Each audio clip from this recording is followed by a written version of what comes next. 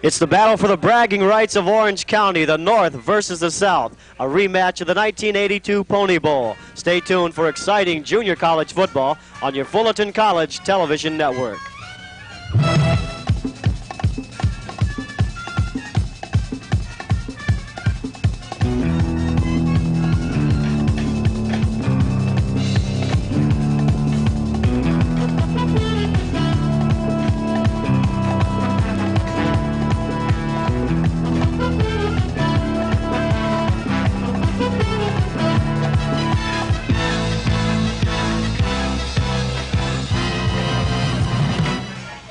Fullerton College Television presents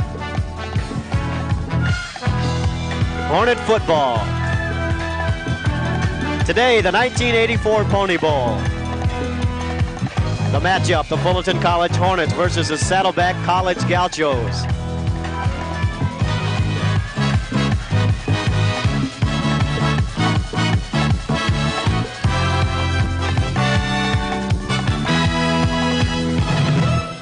Hello again, everybody, and welcome to LaBarge Stadium on a great, beautiful afternoon, December 1st here at should be a great game. Lon Bronk along with you, Jeff Barton here also, and we should have a good one today between two of the finer junior college football teams in the state of California. It's interesting that the two of them are so good in Orange County also. And so it's the Orange County bragging rights, two powerhouses. It should be a real exciting game. Well, a 9-1 Saddleback Gauchos under Ken Swearingen.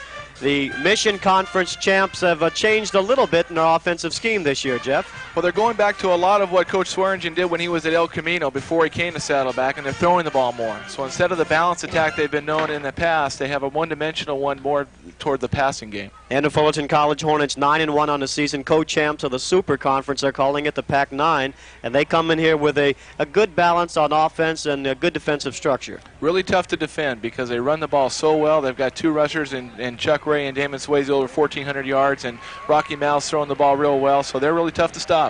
Well, let's take a look at some numbers, and the offensive comparisons between these two teams may give us some indication of what we might expect today. And what do you see out of that, Jeff? Well, I think the main thing to look at is one-dimensional. We were talking about in the passing. For Saddleback, they have 191, but only 118 yards on the ground, and that's been a big difference for them. One-dimensional teams normally don't do as well, but I think it's really interesting to see the points. 35 points a game for the Hornets and 24 points for the Gauchos. That is a big difference. That's 10 points a game, and you always want to be 10 points ahead when the game ends up, don't you? It always makes it better for you. We'll take a look at the defensive comparisons. Two fine defensive teams, and again this year doing a great job against the rush. Both teams, as you said, are excellent against the rush. They're very good defenses, very strong. Gauchos like to move some of their players around a little bit differently, try to give different looks, as do the Hornets.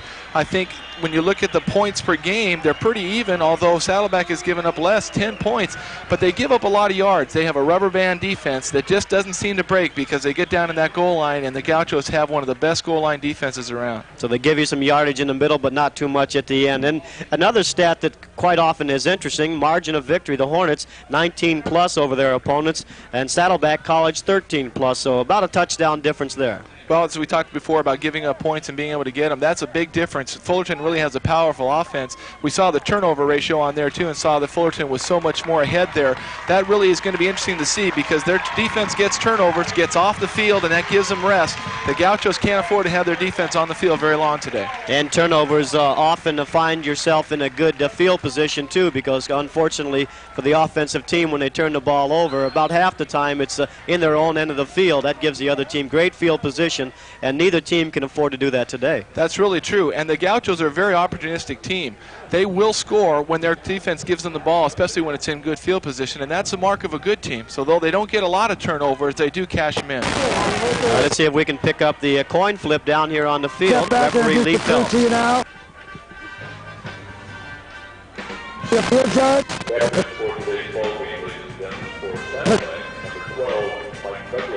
Let's make sure we communicate. Have a little electronic problem down there. Hope we can get the coin flip in there. That's the center. That's the center. Tail. Who's coming?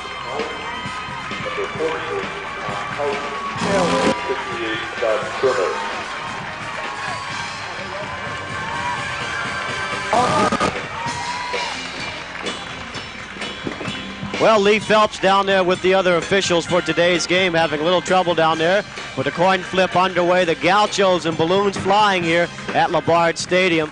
And the results of the coin flip still not announced. I believe the Saddleback will defend to the right side. Hornets will be on your left.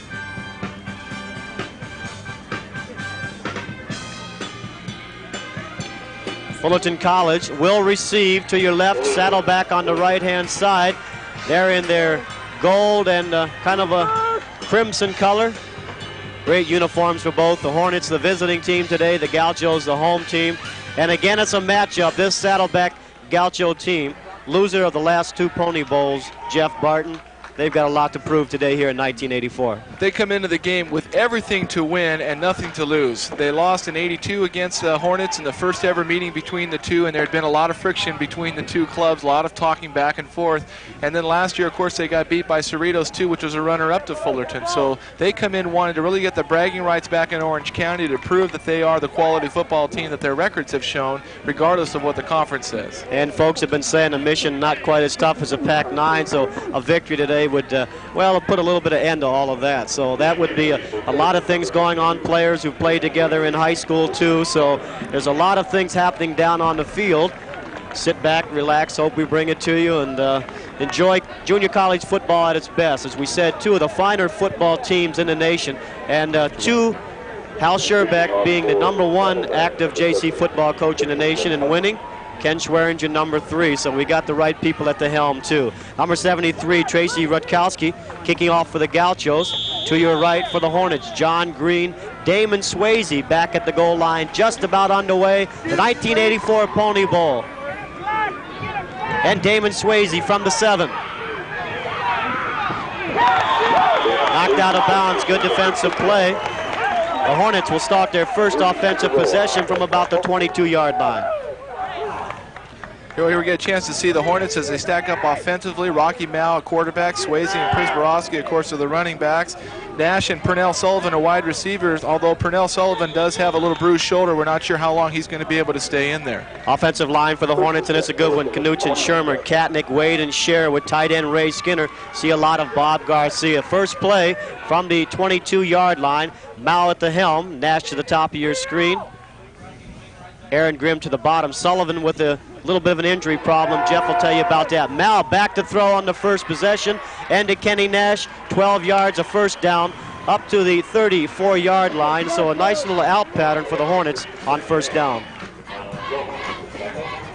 Defensively for the Gauchos, and they have a good one. Wilkerson, Peel, Castle, Mission Conference Defensive Player of the Year, Van Skyke, and Lehman. That's the up front.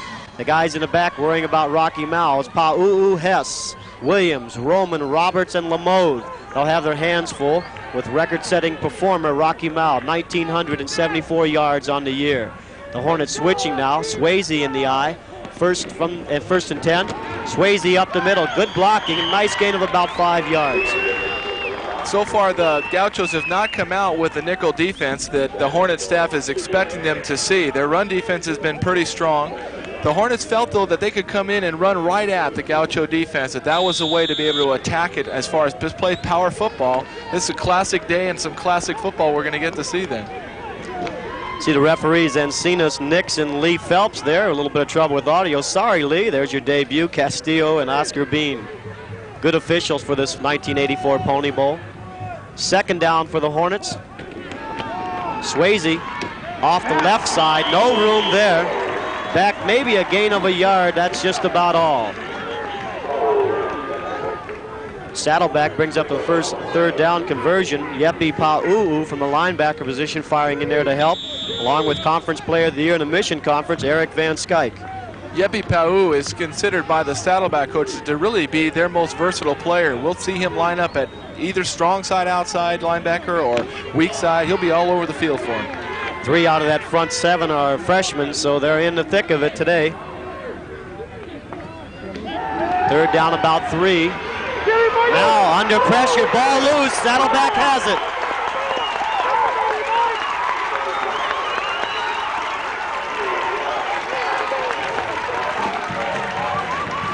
First turnover of the game, and it's a big one.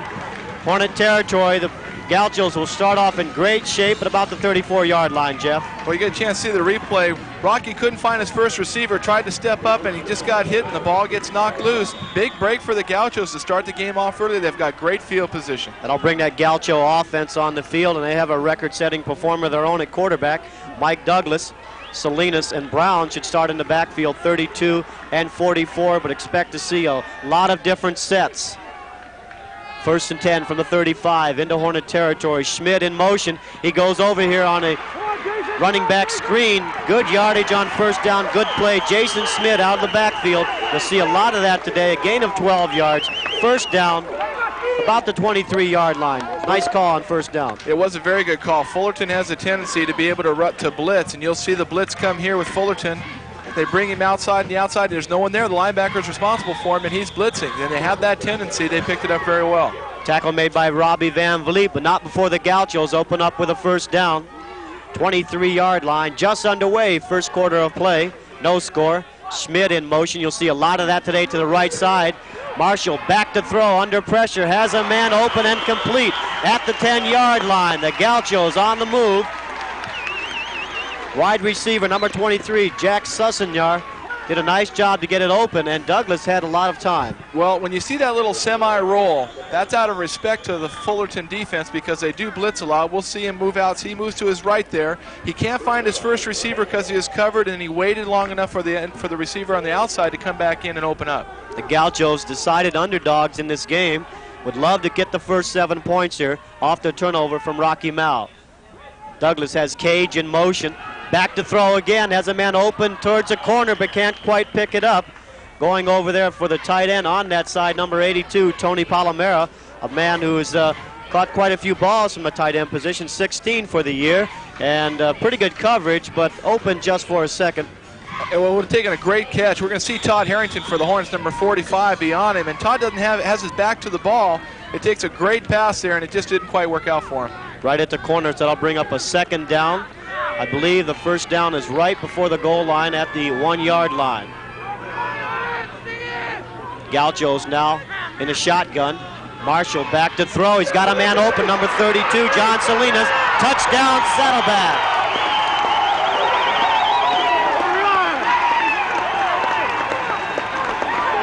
That again was a really good call, an example of what we expect to see today from the Gauchos, of sending their backs out of the backfield. Fullerton's going to have to make sure that their linebackers are picking up those backs as they go out. On that play, of course, he was wide open. There was nobody within 15 yards of him. He could have taken a wheelchair into the end zone that time. John Lemaire, number 75, in for the point after attempt. So here at the 12-minute mark of the first period of play, that turnover cashed into 6 points. Lamar trying to make it 7. Kick away, and is good. 12 of 12 for Lamar on the season. Welcome to the 1984 Pony Bowl. 7-0 Saddleback, and that's what they needed to do, Jeff. Coming in as decided underdogs, here's the replay. Well, we get a chance to see it here. Of course, when you've got the backs in your backfield and they come back outside, it's really tough to follow them. And in this case, Salinas was wide open. There you see him. No one was near him. Got a nice block from his wide receiver on the outside. Fullerton defense appeared to be a little bit confused in a couple of those plays, Jeff. A little bit early. Saddleback may have come out with a couple sets they had not seen earlier in the season. Well, actually, the sets are the same. I've seen the scouting report with Fullerton. The sets are not different, but they are throwing to their backs more, and that's just a good adjustment by the Gauchos staff to realize that that's where you have to beat them. To stop that blitz from coming in, then you send receivers out who are supposed to be covered by those blitzing linebackers. Well, we're right back to where we were before, except the Gauchos now leading just a couple minutes, and they're up 7-0. Again, Rutkowski to John Green at the 3. He drops it, picks it up. Green fights his way up to the 14, a Gaucho team that appears to be fired up for this game. Well, you hear a lot on broadcasts about momentum, and it really is important, especially in a football situation. And in this case, the Gauchos came in with probably more momentum than the Hornets did, and this to get a quick score off a turnover and then to get a kickoff that's only come back to the 13 or 14, Fullerton's going to have to put a sustained drive here to be able to quiet this crowd down. Well, a little bit early to panic here for the Hornets, of course, but it's great for the Gauchos. They needed to show they could do something, and already on that first drive, they came up with the necessary points. Mal, 1st and 10 from the 14-yard line. Swayze in motion. Pitch to Swayze off the left side. He's hit initially. Fights back to the line of scrimmage, but maybe a gain of 1, perhaps nothing at all. Number 67, James Castle. Number 57, Jay Wilkerson in there early. We're seeing an example of why the Gaucho defense gave up even less yards on the ground than the Hornet defense did, which is a feat in itself, seeing as how the Hornets were number 1 in the Pac-9 against the rush. But they do a good job of pursuing, and they do a very good job of penetration. We saw that on that play. 2nd down. Let's make it 10 yards. Mal with Swayze in the eye. Nash and Sullivan, it looks like, is in there now. No, it isn't Sullivan. Swayze knocked down. Swayze for about a loss of 3. The Gauchos are coming off the ball in a big hurry. Well, we saw Pau coming in through there again. He blitzed up through the middle. They are doing a lot more stunning than they have before. We're going to get a chance to see it. As the ball goes back here to Damon, Pau slips right through there off the guard center gap, which we call the 1 gap, and really did a nice job of stunning. Swayze comes into the game today as the number 1 Hornet rusher. 4.8 yards per gain. 3rd down right now, and about 13 to go for Rocky Mal. Hornets play it safe and go outside to Swayze, but he has a hole. He pops to the outside. 1st down, 31-yard line. Nice blocking on that side. Good choice by Damon Swayze. He popped to the outside and picked up the necessary yardage. Well, you see that on the 3rd down and long, the Gauchos came in with their nickel defense, which is a five defensive backs. They take out a linebacker, and then they put in another defensive back. So against that, the run is open, and it's a nice one. We see Damon make a nice break right here out to the outside. Picks up a couple blocks. Great run, and they got a new set of downs. They pulled to guard David Wade that time, and he made the important block on the defensive end over there. Open that hole up for Damon Swayze. 1st down and 10 for the Hornets. 31-yard line, their own territory. 10 minutes and 39 seconds to go here. 1st period of play. Mal, plenty of time. Over the middle, that'll be intercepted. Into Hornet territory at the 40. 2nd turnover for the Hornets. Mark Roberts with the interception, his 4th interception of the year. Right back into Hornet territory one more time. On that type of play, they didn't have 5 defensive backs in, but Roberts is playing the free safety. He's playing the center field position, and he's just out there waiting. And Rocky waited a little bit too long to throw that ball. I don't think he saw the defensive back there. I don't think he saw the safety. He wouldn't have thrown it. You see, he has a lot of time. He moves out a little bit, throws across.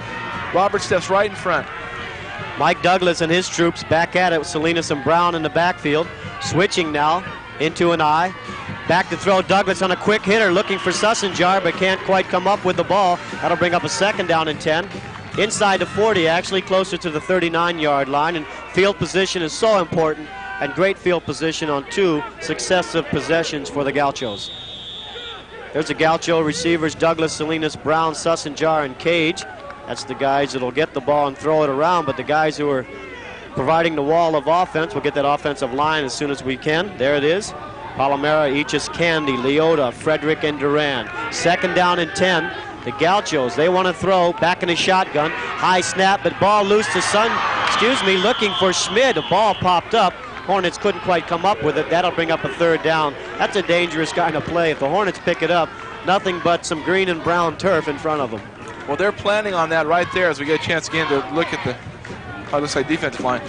They leave the defensive end for the Hornets free to come, and they're planning on the fact they're going to throw right over the top of him. In that case, it didn't work out the way they wanted to because he had to throw it so much higher, even their own receiver couldn't get up and get it. But the Hornets were still there. There's that Hornet defensive line: Jeff, Mazursky, Rogers, Carr, Lowitz, and Harrington. Get the backfield for you in a minute. They're under pressure here in the 1st period of play. Saddleback and Douglas back, setting up a screen to Salinas on the other side. Flag down at the 35-yard line. 30, looks like he has a 1st down, but it could be a motion penalty against the Gauchos. I think it's something right on the line. It's either a motion penalty or there may have been an illegal receiver downfield. Instead, they're going to call offside Hornets. That'll be declined, should be 1st down, so a big 3rd down conversion for the Gauchos. And again, they set up that running back screen. We've seen it to the left to Schmid. We've seen it to the right to number 32, John Salinas, and it's worked effectively both ways. It was an excellent call. Coach Swearingen really does a nice job of mixing up his plays. We get a chance to look at the defensive backs going to be defensive backs are responsible for trying to stop those passing attack. It's a good group. They will have their hands filled today. Cage to the bottom of your screen, along with number 11, Jason Schmidt, to the top, number 10, Kurt Woods. From first down, they're going to have a shotgun formation, so you know they want to throw today. Douglas back, throws it a little bit low, under pressure from the Hornets. He had to release it rather quickly. Tom Houts came right up the middle, and it was untouched getting down there, and that's a short tight pass. You know, we saw in the first game of the season with the Hornets, we saw Santa Ana come out with 3 steps and throw, and now what the Gauchos are doing is in essence the same thing, only instead of having the quarterback underneath the center, they have him back on the long snap from the shotgun. He still wants to get rid of the ball in a hurry, and for Houts to come through that untouched, somebody missed an assignment. 2nd down and 10, and Douglas may have mentioned that in the huddle that time too. 2nd and 10 for Douglas. Back up this time again. Schmidt in motion, flag flying. Maybe a delay of game, too much time talking about that one. That should cost them 5 yards. It may be illegal motion. The procedure call against the Gauchos.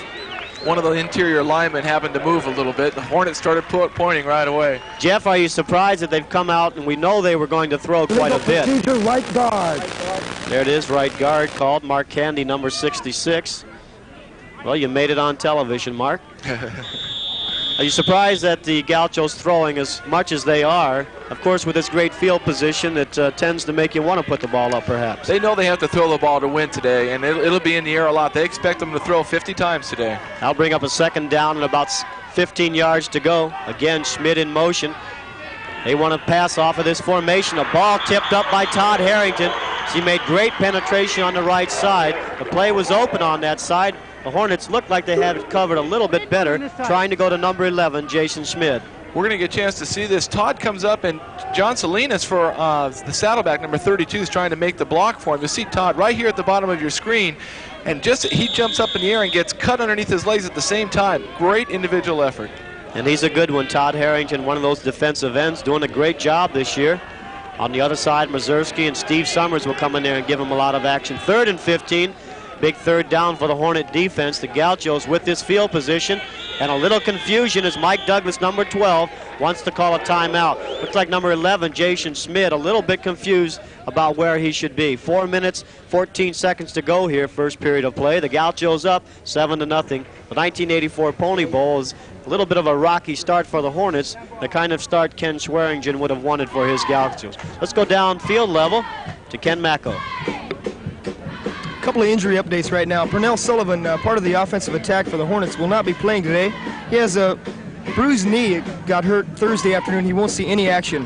Brian Mazurski's out there. He's got a bruised shoulder, but they need him on defense, so he will be in there today. Back upstairs to Lon and Jeff.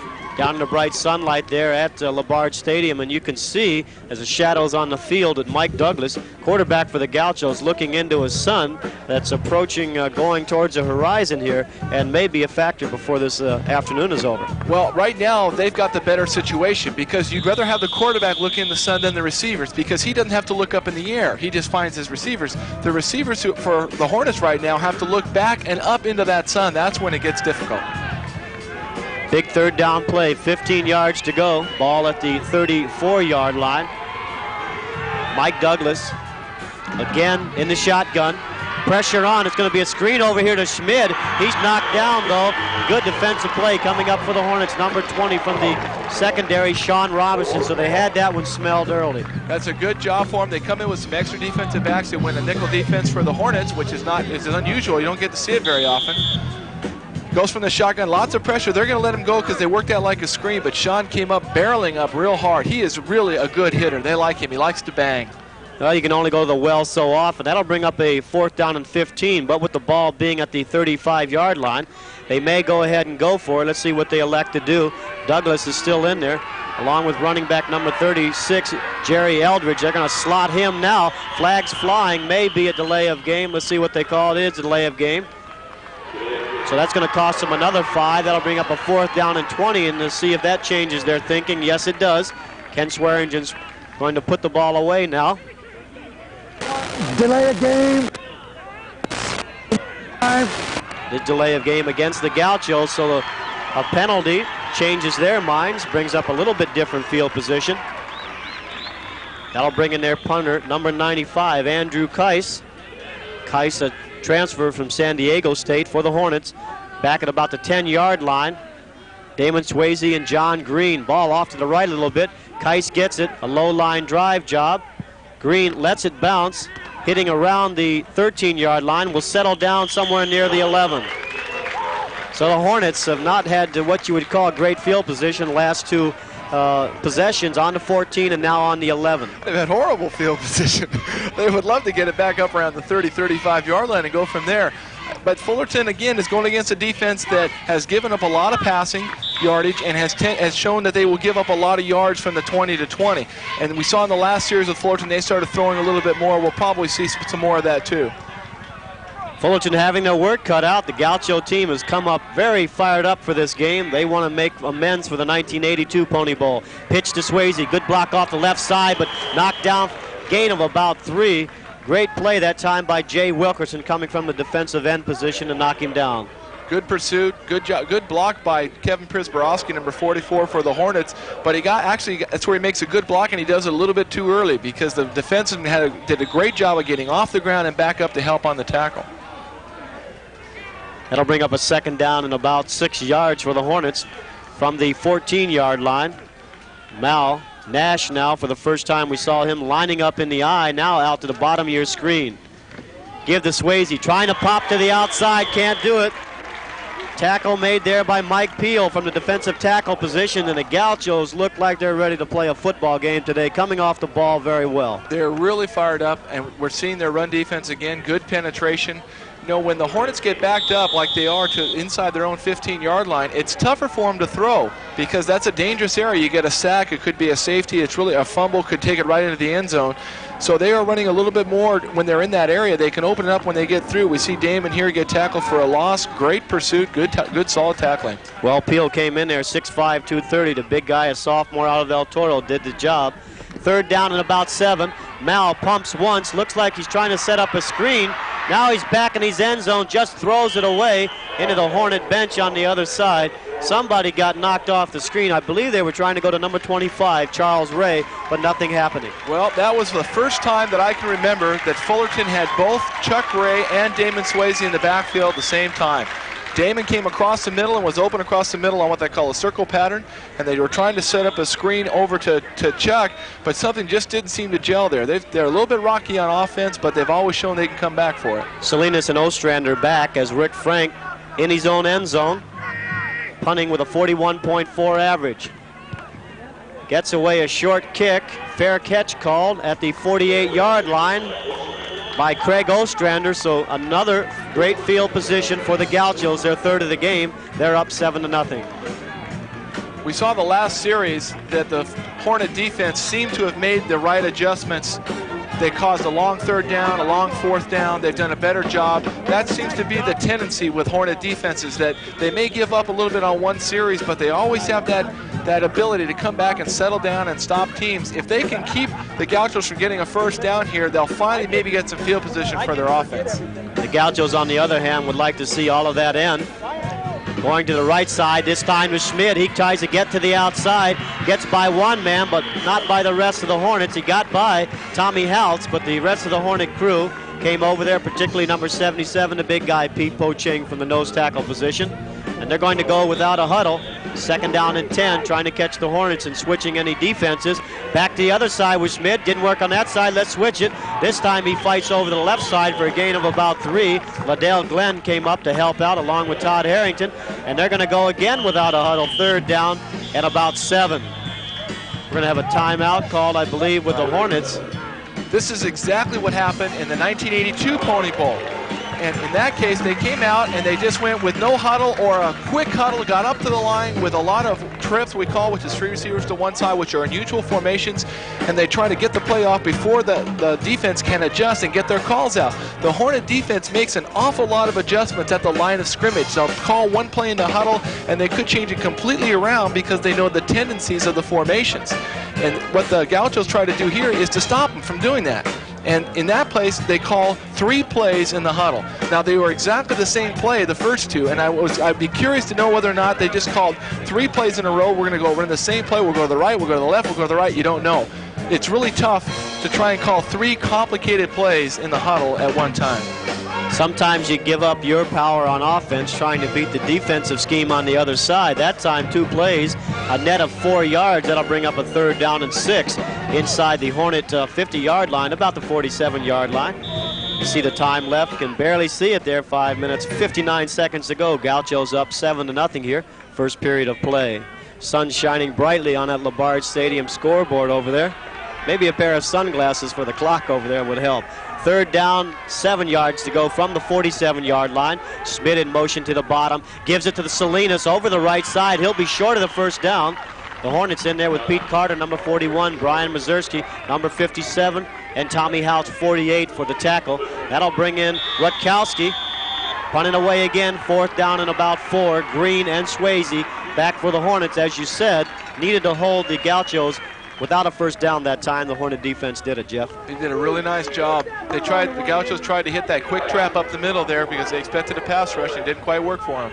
Excuse me, that's Andrew Keiss, a punter for the Gauchos. Snap a little low, picks it up, drives one. Green calls a fair catch, may let it go, hoping it goes into the end zone, but it will not. At about the 4-yard line, down right there by the Gauchos, number 57, making a great play. Jay Wilkerson, linebacker, 6'2", 198, out of modern day, and he came up with a play that will again push the Hornets in very poor field position. Well, we're going to get a chance to see the punt. You see that he wants to fair catch it. Now, what he just did there, they should have thrown a flag. You cannot fair catch the ball, signal, and then block the man coming down. But it ended up for the Gauchos. They got the ball stopped down there on the 4-yard line. Again, excellent field position for the Gauchos. The Hornets have really been back in a hole. They need to get some room here to work with. They can get a 1 or 2 first downs. They can maybe start into their normal offense. Well, you have to be patient here when you're having this kind of a start at a game, back 7-0. Split backs now, flag down, maybe too much time. Let's see what they decide to do. It is a legal procedure against the Hornets. Second time we've seen that called, once against each team. So a shaky start for the Hornets at best. Fortunately, it doesn't hurt them that much. It's only half the distance to the goal, so they've only lost a couple yards out of it. The offense needs to settle down and get something going here, and it's just tough to do when you've backed yourself all the way back to your own goal line. And down here, of course, turnovers are extremely hazardous for the offensive team. Prisborowski and Swayze. Swayze over the middle, ball loose. Let's see who has it. Saddleback players saying they have it. We'll wait for the officials to unpile. Talking about turnovers, we may have jinxed the Hornet offense. Let's see. The officials still have not called it. Still Hornet ball. Could have been the 3rd turnover of the day. That one is a big play. It was interesting that down there on their own goal line, or on the opponent's goal line, the Gauchos went into their goal line defense, which is normally they're trying to prevent you from going into their own goal line. But here they know that with the Hornets with their back like that, they're not going to necessarily throw the ball right away. They're going to try and run it, especially on 1st down. So they put in their toughest run defense. It's an 8-man front, and they want to cause something to happen, and they got the fumble. Good defensive call by the Gaucho defensive coaches up here. Now they've switched around a little bit. Mal with Chuck Ray in the eye. Back to throw, Mal in his own end zone, going long, looking for Aaron Grimm. It's intercepted. Back to the 45-40, tackle made by Grimm, but not before the cornerback, Alan Roman, brings it again, the 3rd turnover for the Hornets. Great field position, 33-yard line. The Gauchos are under fire here. Well, I tell you, that was an excellent interception. The ball was right on the money. We're going to get a chance to see this. The ball was thrown right on the money. It would have been a beautiful pass right in the numbers of the Hornet receiver, and Roman did a nice job of just reaching out right on his fingertips, took it right away. Excellent individual effort. Only his 2nd interception of the year. That's a great time to have it, and again, great field position for the Gauchos. From the 34-yard line, leading 7-0. 4 minutes, 21 seconds to go. Douglas back to throw, under pressure. He'll go down. Number 45, Todd Harrington finally there. Pete Poching with the first hit. A loss of about 7, 2nd down and 17. Well, the Hornet defense so far is really keeping the Hornets in the game. They're doing a good job of against a tough situation. You don't like to have your back into your own goal line. You don't like to have them across the midfield stripe. Here we're going to get a chance to see what the Hornet defense is famous for, and that's pressuring the quarterback. First on one side, then another. Two guys are on the tackle. That's his great penetration. The interior of that Gaucho line, Frederick, Leota, and Candy, all freshmen. We thought perhaps they might have trouble against this Hornet defense, but they've done a nice job so far. 2nd and 17. Douglas back to throw. Looking long for Schmid. Jimmy Chambers with an interception. A great job at the 2-yard line. Jimmy Chambers. Great interception. Golly, we get to see one from the Saddleback side. He makes a nice interception, and then we see Jimmy Chambers, who was leading the Pac-9 conference at the end of the season. He had 7 interceptions in the year. He makes a diving catch. Douglas puts the ball up. He purposely outthrows his man, and Chambers dives and makes the catch. That's the good part. Now, the bad part, or the negative part of it, I guess, is that the Hornets are starting inside their 5-yard line again. Well, they're back to the 2 where they were before the interception occurred. So on that exchange of possessions, the Hornets come up with nothing. Back deep in their own territory. Split backs now. Swayze, Prisborowski. Mao back to throw in his own end zone. A short pass. This one goes to the left side. A nice gain up near first down territory. Aaron Grimm, number 88, the freshman from California High School. He'll see a lot of action with an injury to Pernell Sullivan today. He sure will, and he's had a lot of action during the year anyway because they rotate their receivers an awful lot, bringing in plays. That is a great call. That's a tight pass that'll really loosen up the passing game for the Hornets. They've got to bring those corners up. The corners are really respecting the speed of the Hornet receivers, and they're giving them a lot of room to work underneath. Hornet offensive line, Knuchin, Shermer, Katnick, Wade, and Scher. One remaining back in Swayze. First down, back inside, a nice cut by Swayze. He's free, up inside the 25-yard line, make it the 27. First down for the Hornets. This is what they needed to do, put together a couple first downs, and, well, you could say improve field position, and anything would be an improvement in what they've had so far here in the first quarter. Well, they really have. They've done a nice job. They saw, here's Damon running on that play, breaks back very nicely. The reason he can get into the backfield so fast on that is that the Gauchos were going with a nickel defense. And it's so far, both times that the Gauchos have come with the nickel defense, the Hornets have run the ball and run it successfully both times with Damon running on that play. So I'll bring up another first down for the Hornets, 37-yard line. 3 turnovers for the Hornet offense already on the afternoon. Swayze over the right side, short yardage, about 3 yards. Kevin Prisborowski leading the blocking there. Good defensive play that time coming up from the secondary. Number 21 for the Gauchos, Steve Lamoth. So the safety up quickly on that run play. It'll be interesting to see what the second down call is. Coach Sampson normally on second down likes to run the ball because he feels confident in his running game. And then he's got third down and short. He can do either one. But I wouldn't be surprised to see him put it up the way they've been playing against the run defense now. Mao with a second down, 7 yards to go. Back to throw, moving the pocket. He's got a man open here, misses him. Interception by the Gauchos. Rocky trying to make the tackle, the 4th turnover. Number 15, Robbie Williams from the corner, his 7th interception of the year. 4th turnover for the Hornets. Mao had a man open, simply missed him. Flag back in the secondary. We're going to have a clip against the Gauchos. That'll cost them a little yardage, but again, possession, and that's the name of the game. That ball just sailed away from Rocky. This is called a waggle play. They fake the run. He rolls back over the other side. The tight end comes across the middle. He was wide open, and the ball just got away from Rocky when he let it go. Sometimes the ball will sail like that, and when you're not having, if you don't have a lot of confidence in what you're doing right now, you don't tend to zip the ball like you'd want to, and that's when it starts to sail. It's been a long time since you've probably heard or seen of a Hornet team with 4 turnovers in the first quarter of play. A worried Hal Scherbeck and coaching staff along with the Hornets on the far side. That clipping penalty will bring it back into Gaucho territory at the 38-yard line. They run trips, 3 wide receivers to the right side.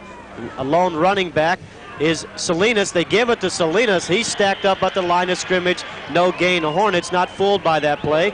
67 Rogers in there along with the linebackers Carter and Pete Carter and Tommy Haltz in there also. A lot of times when the Gauchos come out with those 3 receivers over there, one of the receivers, of course, is a running back. And he'll just step back and they'll throw a quick hitch pass out to him. He's got 2 blockers in front.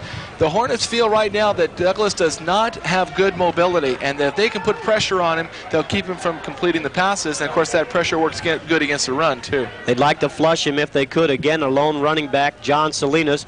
Schmid, Levin in motion to the top. Under pressure, Douglas. Rogers is after him, can't come up with it. Throws it away and almost intercepted, but completed to Schmid. First down, right at midfield, 50-yard line. Almost an interception, but a good play by Schmid and Mike Douglas. The cornerback for the Hornets that time, I didn't get a chance to see who that was, but he went for the interception. You're going to see that Douglas gets back and he gets pressure right up front. The end got cut. There's more pressure and just missed the tackle. Good job of releasing the ball. The defensive back, I'm not sure who that was. Jimmy Chambers on that side going for the interception and a lot of territory in front of him. But that didn't work out, and a good play for the Gauchos. First down for them, right at midfield, just into Hornet territory. Call it the 49-yard line. Over the middle, short yardage. Gain of about 2 yards. Well, the Gauchos trying to grind it out a little bit, and as we talked about earlier, Jeff, they pass a lot, but it's kind of a possession kind of passing, ball control. Well, when you look at the statistics, Douglas has thrown for less yards than Rocky has, although he's completed 20 more passes. His yards per catch is a lot lower because they do throw that possession-type ball. They like to throw the 5-yard outs, the quick slants, the stops, the curls, and we're going to see a lot more of that today. Eldridge slotted out to the right, 2nd down and 7 for Douglas. Gives it to the first back through, and he fights over the left side again, gain of about 3 yards. And that is the end of the first period of play for the Gauchos. It's been a good one, 4 turnovers, but you take a look at that side of the ledger and you say with 4 turnovers, they only cashed in for 7 points. Well, we said they are an opportunistic team, and they showed that right away with the first turnover on the fumble, and then they brought it right in for a touchdown. No. Let's go down and take a listen to Kenny Macko down at field level. The Hornets have been involved in a lot of postseason play. This is the 10th bowl game that the Hornets have been in. The first one being in 1961. That was the Orange Show Bowl. They lost that to Sac. And the list goes on and on. They played last year, of course, in the Potato Bowl, won that. They beat Taft 28-7. And this marking their 10th bowl game, they're going to try to win their 7th game. Back upstairs to Lon and Jeff. Kenny, and yes, they will be trying to win this one, but they trail 7-0. Beginning of the second period of play. The Gauchos underway here with a 3rd down and 5 at the inside the 45-yard line of the Hornets. Gauchos have only been able to convert on 1 of 3 3rd downs so far. This will be interesting to see. They've got a long ways to go. Schmid in motion, 3 wide receivers to the top. They go to Schmid, but he drops it, and it is a pass. It's a forward pass and not a fumble, so that will bring up a 4th down. And that'll bring in punter Andrew Keiss one more time. So 3rd down conversions have not been a strong point, as you said, for Saddleback. That play looked like something may have developed. The pass a little low. Schmid probably should have come up with it, though. The reason that pass did not come through was because of Pete Carter, number 41 for the Hornets. He did a great job of recognizing the pass, got out there in a hurry, and I'm sure that's what the receiver was looking at, was Carter coming right at him. Carter will make you look twice. Keiss to punt it away from his own 40-yard line. Green and Swayze back for the Hornets inside the 10.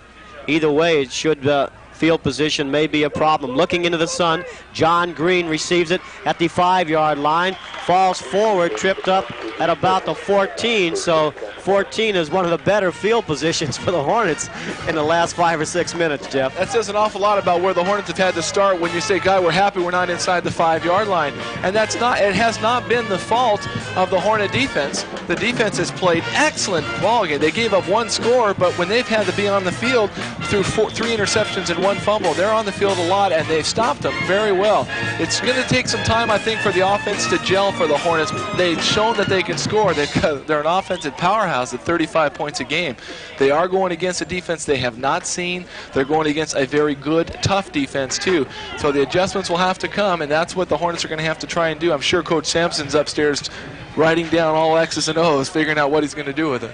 And when we say Coach Sampson, we don't mean Ralph up here. He wouldn't need a press box, a big guy for Houston. Marv Sampson up there helping with the signals for the Fullerton College Hornets. First down and 10, 13-yard line. Swayze in the eye. Nash to the bottom of your screen. Give the Swayze ball loose, flying around. Maybe Swayze picked it up and got a couple yards out of it to boot. But the Hornets playing foot loose and fancy free with a pigskin down there this afternoon, Jeff. A fortuitous bounce, that's for sure. Fortuitous bounce, I like that. Almost the 5th turnover of the game for the Hornets. Here's the replay, of course. It was a good exchange. At least I thought it looked like good exchange. Nope, Damon didn't have it from the very beginning. So it just seems to be the jinx is on for the Hornet offense right now.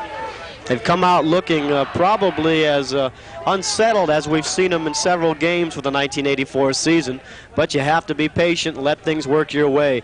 Give to Chuck Ray over the right side, and he's got some room. Chuck Ray, great move inside first, then outside to the 36-yard line. And he's a guy that's done it all year, 666 yards, 3 runs this year for touchdowns of 75 yards or over. He likes that kind of 75-yard mark for the 1984. And what a great tandem of Damon Swayze, a great tailback, and then go to Chuck Ray. Here it is. We're going to see the replay here. The Hornets have been successful running outside on the Gauchos today.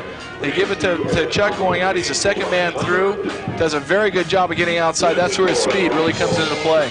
And now you give him a rest and you bring in the man who was over 1,000 yards in the last couple of years, Damon Swayze. He gets the pitch. Wade and Prisborowski out leading the block. Swayze with a flag flying gets the midfield, but I believe we're going to have a call against the Hornets. It will be holding. Prisborowski out there with Wade. I'm not sure who got the call, but that's going to negate a fine run by Swayze and move the Hornets back. Damon did a nice job of using his blockers there. He's dipping in and out, waiting, pausing for him. We're going to get a chance to see it as he comes toward the bottom of the screen here. Wade, number 53, pulls out. So does Prisborowski. Wade was down, and then he ended up reaching out and grabbing somebody. So he made a nice block, made an extra effort, tried to get someone else, and got caught with his hand in the cookie jar. And that's a no-no.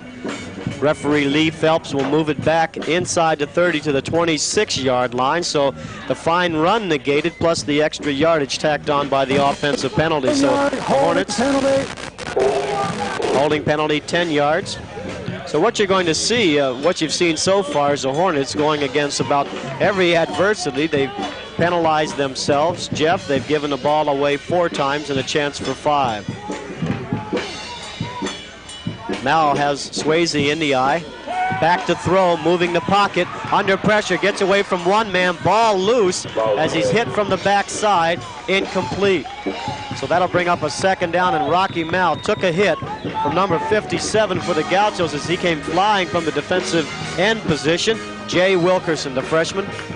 Good penetration again by the Gauchos coming up through the middle. We get a chance to see Rocky does a nice job of getting away from the one, but then comes back and gets hit just as he throws the ball. Otherwise, he would have had a completion there. It may be because of the circumstances that have occurred, but the Hornets appear to be just a little flat so far. They've dropped the ball around, and they don't seem to have that zip of vim and vigor, so to speak, that we've seen in 1984.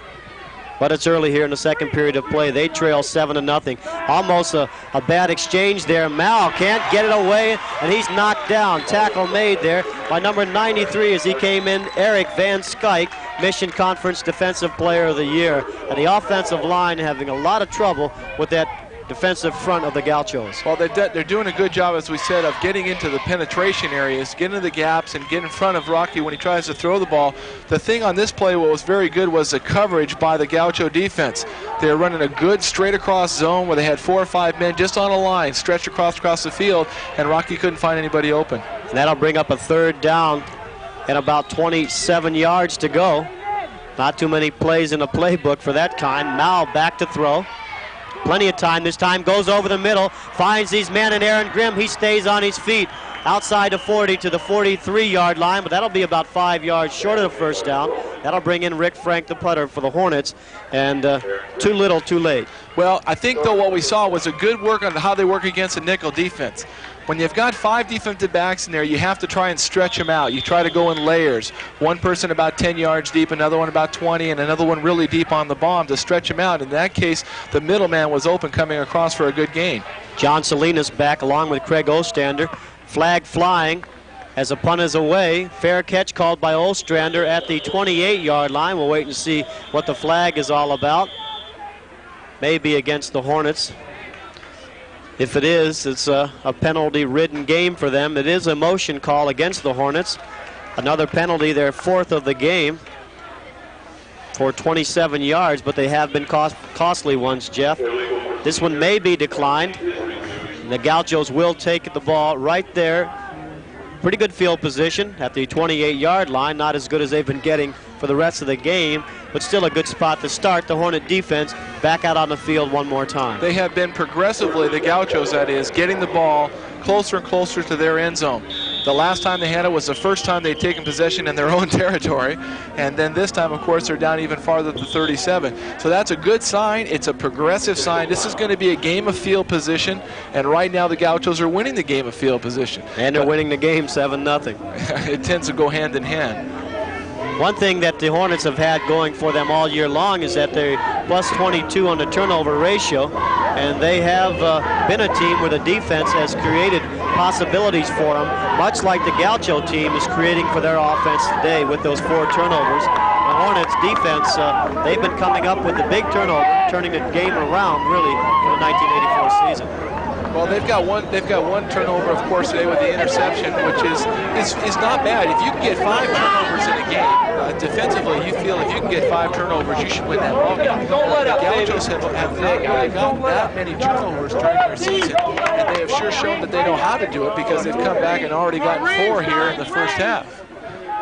Well, 4 is a healthy number for the Gauchos, and they've done a great job defensively, and the offense has put up 7 points. First quarter stats there, as you can see, total yards, not too much difference, but the key has been that they didn't need to go too far because the Gauchos, I'm speaking of, have had great field position. We saw the example we talked about earlier, the balance of the rushing and passing attack of Fullerton, although it has not been exceptionally effective, and the one-sided on the passing side for the Gauchos. Douglas with 1 remaining back in Salinas. Again, passing position. It is Eldridge over the right side. Gain of about 5 yards. He's wrestled down by Pete Carter and company. But a nice gain on first down of about 5. Bring up a 2nd down and 5. Anytime you can get 5 yards on first down, you've done a nice job. 2nd down has been a real difficult situation for the Gauchos. They really have not been able to look at many 3rd down and short yardage. They've had 3rd down and 4 or more almost every time.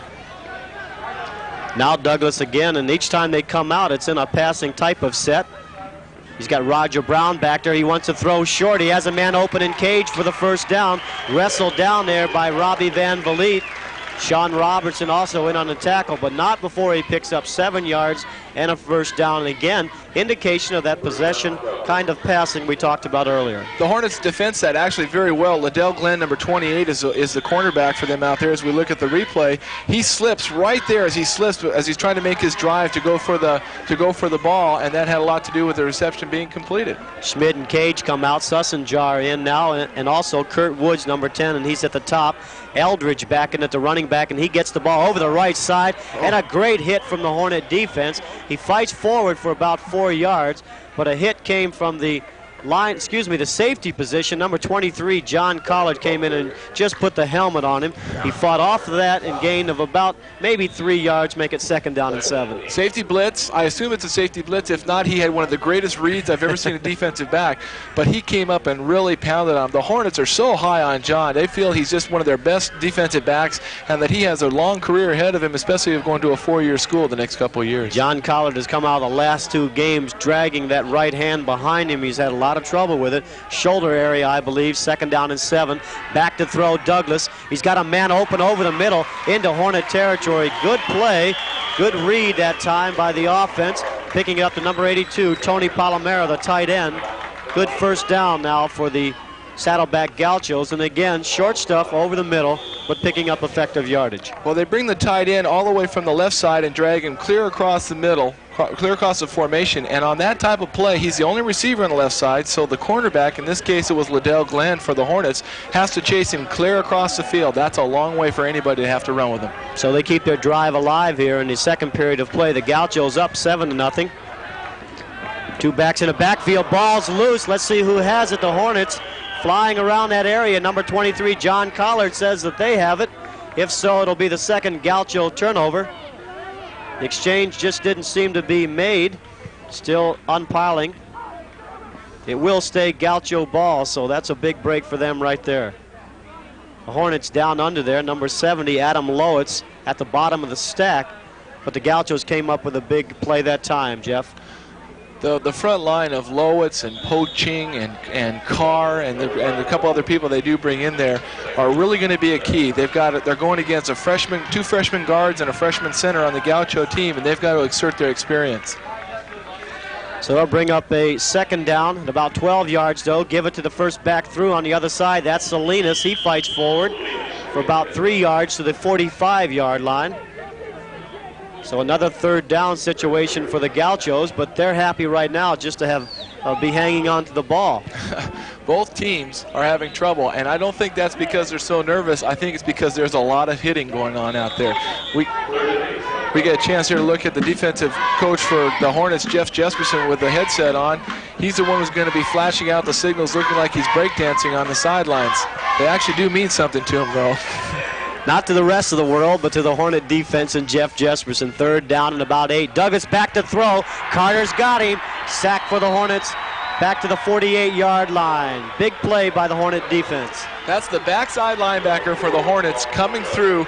They don't normally, when you only have one back in the backfield, as the Gauchos do, they don't have enough people to block him. And he comes off, and they worked off the center, who we were talking earlier is a freshman. The Mike man, the nose man for the Hornets, goes to the right, and the right side linebacker, which is House, comes back across to the left across his face, and nobody's there to block him, and there's no back in there to pick him up. It was Tommy House, number 48, and the Hornets. Good position perhaps for them, but anything past the 15 would be good. Keiss back to punt it, gets it away. Green on a good punt at his 5-yard line. Knocked down at the 5. 4-yard line should be the spot right there. Number 31, Gabe Casillas. Well, we talked about field position until we've talked it to death, but it's really the story of this first 2 quarters. Well, unfortunately, that was a mistake by John in that case. The rule is that you stand on the 10-yard line and you wait for the ball, and if the ball goes over your head, you let it go. And he caught that ball on the 3-yard line. If he lets that go, most likely that ball is going to go in the end zone, and the Hornets at least get to work from the 20. Their possession, field possession spots for the Hornets back in dangerous territory again one more time. 7 minutes, 31 seconds to go here. Second period of play. Mal back to throw. Short drop, goes to Grimm. Grimm tries to fight away, but will get up to about the 13-yard line. Tackle made there on Grimm by number 21, coming from the safety position, Steve Lamothe. But a good first down pickup of about 8 yards. Same first down play that they ran when at the end of the first quarter when they were back down their own end zone. You can see how wide open he was because the corners are backing off. The Hornets need to exploit that a little bit more to open up the passing game. Second down and 2 for the Hornets, 13-yard line. Mal sends Nash to the right side, top of your screen. Ray as a tailback, and he gets the pitch over the right side. Fighting for yardage, but can't come up with it. Again from the safety position, number 21, Steve Lamothe, as he makes the tackle. And it could be close enough for a first down. Looks like it's close to the 15-yard line. He had to get the nose of the ball at near the 15. Charles Ray, a great compliment at that tailback position. What a tandem of Swayze and Ray, over 1,500 yards this year, and that's great production from the tailback position. Well, and they're real smart tailbacks, too. In that case was a good example. Ray could have tried to go outside if he wanted to break it for a longer one and maybe try and do that, and that's the tendency to do this. But he knows it's second down and short. He knows the first down is important, and so when he saw a little opening, he just took it up the middle, and he ended up getting the first down. They got a new set. And they do get the first down out the 15-yard line, let's call it. The Hornets trail 7-0. Gauchos with a great 2 quarters of play here thus far. 4 turnovers for the Hornets, 1 turnover for the Gauchos. Man in motion to the bottom. Under pressure, Rocky Mal. He can't get away from Jay Wilkerson. Number 57 came in virtually untouched, Jeff. Well, he sure did. There was a mix-up there, I'm sure, in the blocking assignments. 2 of the linemen for the Hornets got tangled up just a little bit. And, that's all it takes is a little thing like that. And with the score here, 7-0, LaBarge Stadium, the 1984 Pony Bowl. We'll be back right after this. Do get the first down out the 15-yard line, let's call it. The Hornets trail 7-0. Gauchos with a great 2 quarters of play here thus far. 4 turnovers for the Hornets, 1 turnover for the Gauchos. Man in motion to the bottom. Under pressure, Rocky Mal. He can't get away from Jay Wilkerson. Number 57 came in virtually untouched, Jeff. Well, he sure did. There was a mix-up there, I'm sure, in the blocking assignments. 2 of the linemen for the Hornets got tangled up just a little bit. And, you know, that's all it takes is a little thing like that. And with the score here, 7-0, LaBarge Stadium, the 1984 Pony Bowl. We'll be back right after this.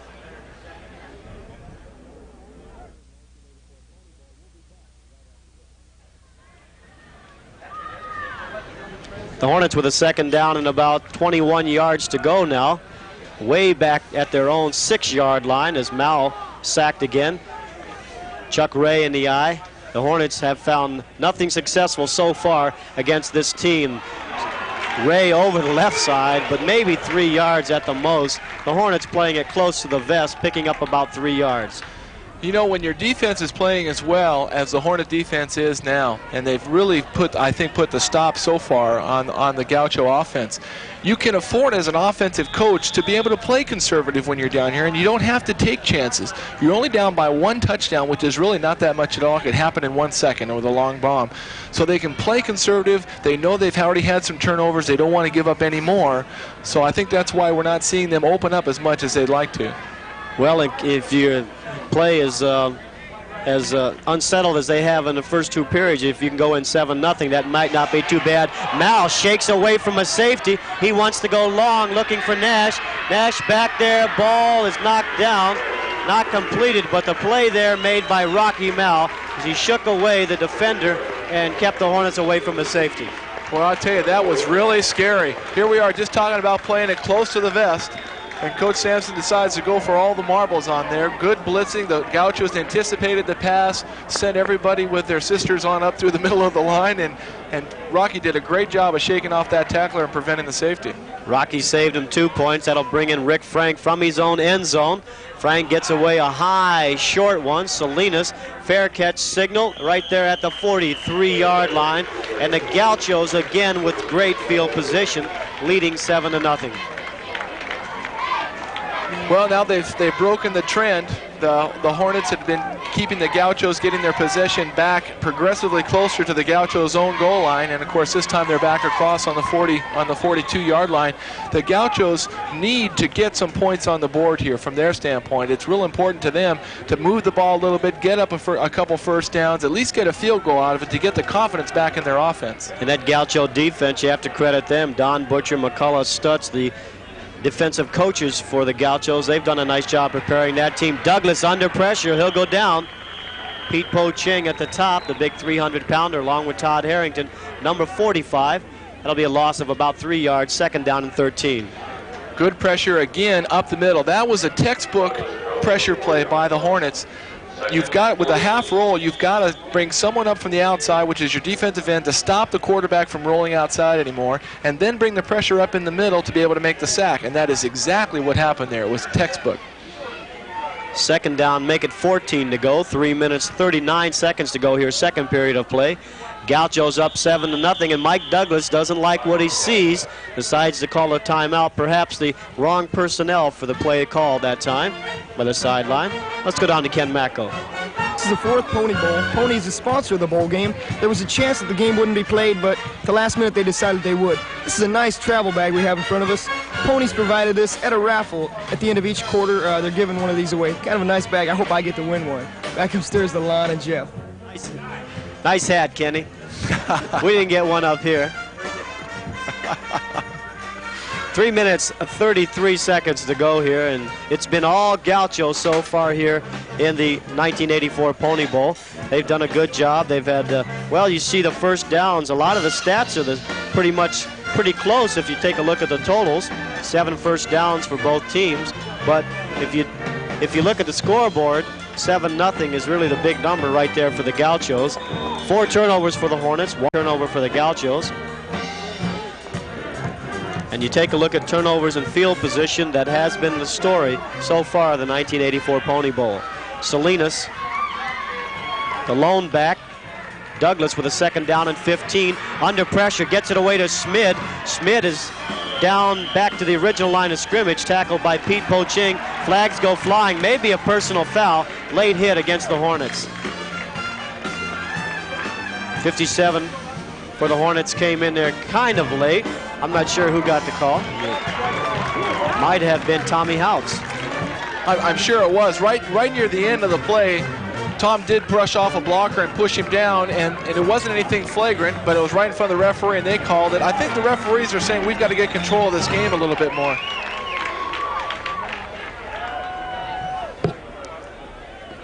Well, we did get a chance to get the ref mic on that play.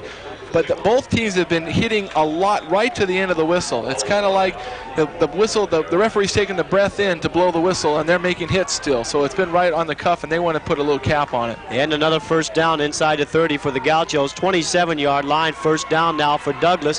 Back in the shotgun, setting up a screen over here to Salinas. He's got room to run. Carter looking for him, finally knocked down by Tom Houts, but not before he picks up about 6 yards and a good play on first down. We've seen that several times already this afternoon. Well, they're not going to be able to live by the screen, but they're not afraid to come back and do something that's working for him. He's going to do a semi-roll and turn around back over here to get the ball. And of course, Salinas has been a real good receiver for him. He caught their touchdown pass, the 15-yard touchdown pass that went through. He has been really potent for them from coming out of the backfield. And the Gauchos would like to pick up some more points here. They've had great field position and 4 Hornet turnovers to do so. Thrown over there to Cage. A good throw, a dangerous throw, but a reception made inside the 15 at the 14-yard line will be first down. That was a dangerous throw because I really thought that was going to be picked off. It was up in the air an awful long time. He stared at the receiver, and I don't know whether it was maybe the sun or something was blocking Liddell Glenn. He just didn't get a chance to drive on the ball as well as he normally does. At any rate, that will bring up another first down for the Gauchos inside the 15-yard line this time. And they have time, 2 minutes, 3 seconds to go here, second period of play. The Gauchos and Mike Douglas, Eldridge, and Salinas in the backfield. Give it to the second man through. That's Salinas. He fights for about 3 yards. Going over the left side of that offensive line, something the Saddleback Gauchos like to do. At least they've shown that tendency in 1984. Well, coming into the game, they showed that no matter where they were, no matter what sort of formation they might be in, they're going to run to their left side. They have a lot of confidence with that. That's unusual because most teams are either tight end oriented or they're right-handed. In this case, they're left-handed, so they are breaking a few of the rules there. Douglas with Eldridge in the backfield. Sussenjar to slot to the left. Now movement to the right side, going for the corner for Schmid. Almost caught but knocked down. Jimmy Chambers on the coverage for the Hornets. The ball was right there, but pretty good defensive structure by cornerback Jim Chambers. Jimmy was in as good a position as you can be in a cornerback that situation, and then he's got to look back up and find the sun too. We had a chance to see the replay here. It's just they call the lob job, throw it up into the corner, let the receiver run for it. You can see Jimmy's right there with him. Even if Jimmy hadn't been, it would have been tough for the receiver to be able to keep his feet inside bounds to be able to make that a good reception.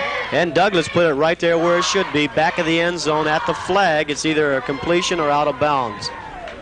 Third down now. Big play for the Hornet defense. Shotgun formation for Saddleback. Douglas with pressure from Houts. Tommy has him again. Tom Houts, his second sack of the afternoon, pushes him way back to the 23-yard line. Makes that field goal for number 73, Tracy Rutkowski, just a little bit longer. That's exactly right. I was just noticing that myself. He's going to have to kick a 35-yard, 37-yard field goal here, and that's no easy chip shot for anybody. And he has not had to kick an awful lot of field goals. We see the replay here. Big sack, of course. Again, coming up over the center position because that's where Houts is coming off the back, off the right side. Setting at the 29-yard line. That'll make a 39-yard attempt. Rutkowski, 7 of 11 on the year. No good off to the right, so the Gauchos draw a blank on that possession, and the Hornet defense holds. Big sack. Boy, you really see what happens when a little 10-yard, 15-yard difference will make, because if he was a lot closer, he doesn't have to worry about the length. He knows it's going to go there. He can concentrate more on accuracy. When you've got to try and boot that ball harder, it takes away from your accuracy, and it really paid dividends for the Hornets. And 29 seconds to go here in the second period of play. 7-0 Gauchos. The Hornets might just want to go in here and forget these first 2 periods of play. They may just say, look, this has not been the best 2 periods we've played all year long, so let's take it in right now. 1st and 10 Ball at the 23-yard line. Now has Charles Ray in the backfield. Pitches to Ray. Ray back inside, reverses his field, but he's made some company and a good block over there made by the Hornets. Ray back to the 30-yard line. Well, that's a great block by Ken Nash to come back and make that play, number 80 for the Hornets. That's what only great backs can make, that type of reverse their field and go all the way back across. Good speed took him all the way back. I'm glad we got a chance to see that. You can see that Prisborowski, number 44, is going to come in motion here to the bottom of the screen. They give the pitch out. He gets it all tied up. He can't go, and he says, well, let's try the other side. He goes back over and picks up a great block right there by Kevin Nash, sprung him forward to get the 6 yards out of the play. And Kenny just got his helmet inside to avoid a clip on that play, too. And we're going to see a second down. The Hornets have called a timeout. Just a few seconds left, so they might try to go up top here and see if they can get something, salvage something out of this. Although you take a look at what's happened here in the first 2 periods of play here in the 1984 Pony Bowl, and you have to believe that the Hornets are lucky if they go into the halftime here only down 7-0. Well, yeah, they're fortunate because with all the turnovers that they had, they should have been a lot higher than that. And I'm sure that, we got a shot there earlier of Coach Don Butcher down there for the Saddlebacks. He's been their linebacker coach. He usually signals in their defenses. He's one that looks like he's flapping his arms, similar to what Coach Jesperson does for the Hornets. He is, of course, concerned with the fact that they give up that type of play. They pursue. When a team pursues really well, then they are vulnerable to someone cutting back. They're vulnerable for the reverse, too, and his team has been doing a good job today. Let's see if the Hornets try to go up top. Grimm to the top of your screen. Ray in a slot. Kenny Nash also in there at the bottom. Ray in motion. Mal back to throw, and he's seen a lot of pressure. Short screen to Charles Ray to the 40-yard line, still on his feet. Fights forward to the 48-yard line, but not enough. Second period of play ends. The Hornets trailing here in the 1984 Pony Bowl, 7-0. Jeff, any quick comments on the first 2 periods? Well, I think as we've seen through the whole thing, it's been a real defensive battle. A lot of turnovers. The Hornets, of course, gave up those 4 turnovers early in the game. The defense for the Hornets has really settled down and done a good job of shutting off the Gauchos. The Hornets are going to have to regroup offensively and figure out what they've got to do to put some points on the board. It's anybody's game at only 7-0. And the man who may have a few things to say in there, Hal Scherbeck, 24th year as head coach at Fullerton College. And we had a chance earlier in the week to talk to Hal Scherbeck, and we thought we'd bring him up close and personal to you and take a look at the winningest active JC football coach in the nation.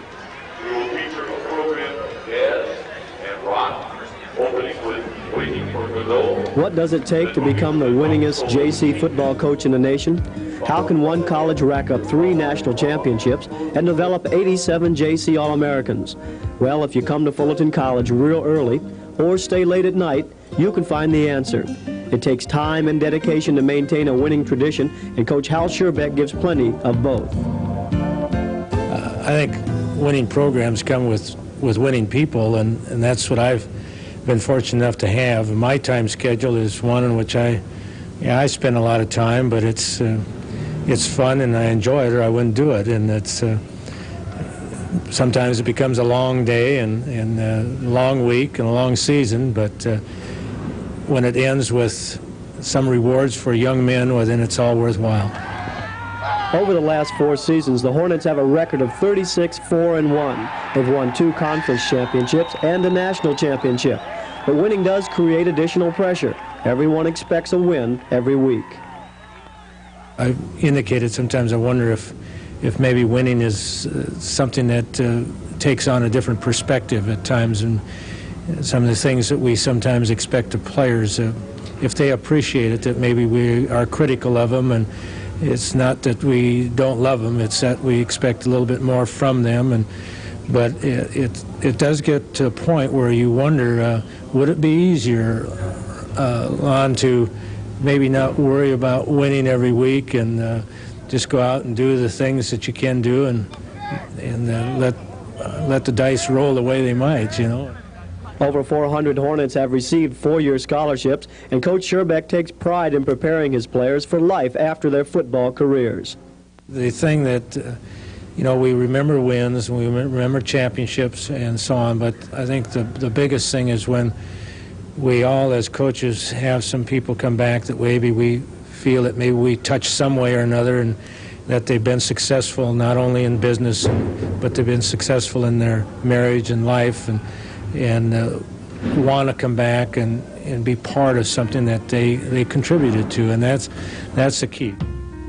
With his headset on, right in the middle of the action on the sidelines, Coach Scherbeck remains on an even keel. I think there's times when if you are ranting and raving and you lose your control or emotions, then what you're talking to as far as ball players, then you are kind of being a hypocrite, because you can only play the ball game if you are in complete control of yourself. And if a ball player loses his emotional control, then he's not doing his job. And if coaches lose their emotional control and get carried away, and sometimes you got to show emotions, and I think sometimes I have done that, probably not as much as I would like to, but I can control that. But I think I have to be aware of what's going on and not lose track of that, because there are sometimes things come up and you have to be in control of that. Coach Scherbeck has had things well under control for 24 years at Fullerton College as he approaches a quarter of a century of excellence as the Hornet head coach.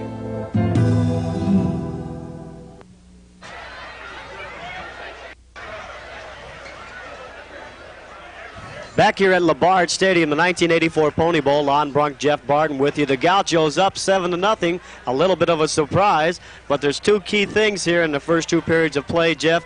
You have to look at field position and defense. For the Hornets, their first four possessions started at the 22, the 14, the 10, and the 4, and then it got worse. They went down to the 2.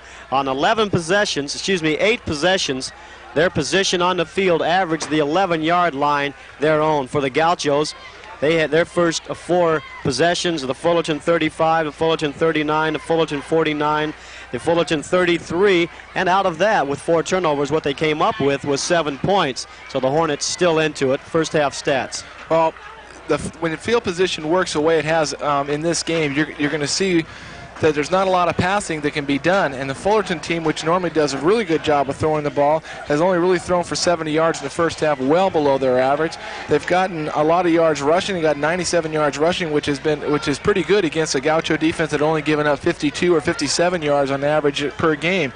On the other side, of course, only minus 5 yards for the Gauchos. That is not too unexpected, because Hornets have such a good rushing defense, and the Gauchos, we said, were one-dimensional, and it wasn't toward the run. On their passing, they have not done as well either. Both offenses have really been stymied here. I think the Gauchos have been stymied because of really good play by the defensive team of the Hornets. On the other side, the Hornets have probably hurt themselves, although it's been good defense by the Gauchos, and the fact that they start with their back to their own end zone so much, it really limits what you can do. In this half, if it goes the same way as it did in the first half, field position-wise, then the Hornets are going to have to take those chances that they did not take in the first half. They can go ahead and throw more when they're down on their own 1-yard line, when they're on their own 5. They're going to have to do that because they have to get some points on the board. Well, the Hornets will kick off. The Gauchos, leading 7-0, will get the ball first. And how important is the first possession in the second half here of establishing what the tenor is going to be of the third and fourth periods of play? Well, it establishes two things. First of all, it's going to establish momentum. If the defensive team, for example, in this case it's going to be Fullerton, can put the stops on them and be able to get the ball with good field position, which would be really great for their offense, then that really puts the momentum on their side. On the other hand, though, it's also going to show us what happens with the adjustments that were made at halftime by both staffs. Well, the Gauchos have been holding teams about 10 points a game. Underway here, third period of play, a low line drive affair down to the 10-yard line. The Gauchos going off to the left side. He's got some blocking. He might go all the way back to the other side. Rick Frank chasing him along with Johnny Collard. A good run back on the other side. Number 43, Rodney Trammell. A great run back from his own 10-yard line. We talked about the first possession again, and one more time, on their own accord this time, the Gauchos at the 33-yard line into Fullerton territory one more time, Jeff. Boy, that sure makes it tough. That really does. They do a nice job. He moves to the outside. We're seeing the end of the run there as he went to the outside. He went up the middle and then broke to the outside. The defenders for the Hornets did not really break their pursuit angles back, and they got outrun. The Gauchos have great field position again. And the Hornet defense back on the field one more time. The pitch outside here to Jason Smid. He's hit first by Pete Carter and knocked down. Carter, the freshman from Foothill High School, where many of the Foothill players go to Saddleback, so he's aware of some of these players, may have some personal grudge here. No gain, second down on the play, and again, no huddle for the Gauchos. Swinging back to the other side, the same pattern we've seen before. Smid with the ball, tackle again by Pete Carter. He says, wait a minute, I did it on the left side, I'll do it on the right side this time. So 2 downs, and let's see if they go with the hurry-up offense again. They do. So 2 downs, nets them about 2 yards, 3rd down and 8. Pitch to the other side, Smid will stop and throw, going for the end zone, and there's Chambers, can't get it, and neither can the receiver. On the other side, number 85, Mike Balsis. So Smid, we expected that from him. He did stop and throw it, just a little bit short, and we have a Hornet down near the 3-yard line. Replay, Jeff. Well, there we saw the end of the replay there where Jason threw it. Jason was a highly recruited quarterback coming out of high school. The Hornets wanted him, the Gauchos wanted him. Of course, he ended up going to Saddleback, and so they use him on that little pass a lot because he does have a good arm. We saw that same series, or the start of the series, of quick plays in the first half. If you remember, they had a sweep one way, and then they came back a sweep the other way, and they were just getting ready to do it again on the 3rd play, and a penalty happened, and so one of their guards moved. We didn't get a chance to see it. So they go sweep, and they come back. They figure, now we set you up, and now we'll throw the ball. That must have been a series they were looking for last time, and as we were taking a look at Jimmy Chambers on the coverage there, and it's hard to see exactly what the problem is. It looked like as he was turning around, may have injured himself as he kind of going back to his left, fell down initially. It looked like Jimmy was in pretty good interception position, but hit the ground down there. Coming away under some help, Bill Chambers, the fine trainer for the Fullerton College Hornets.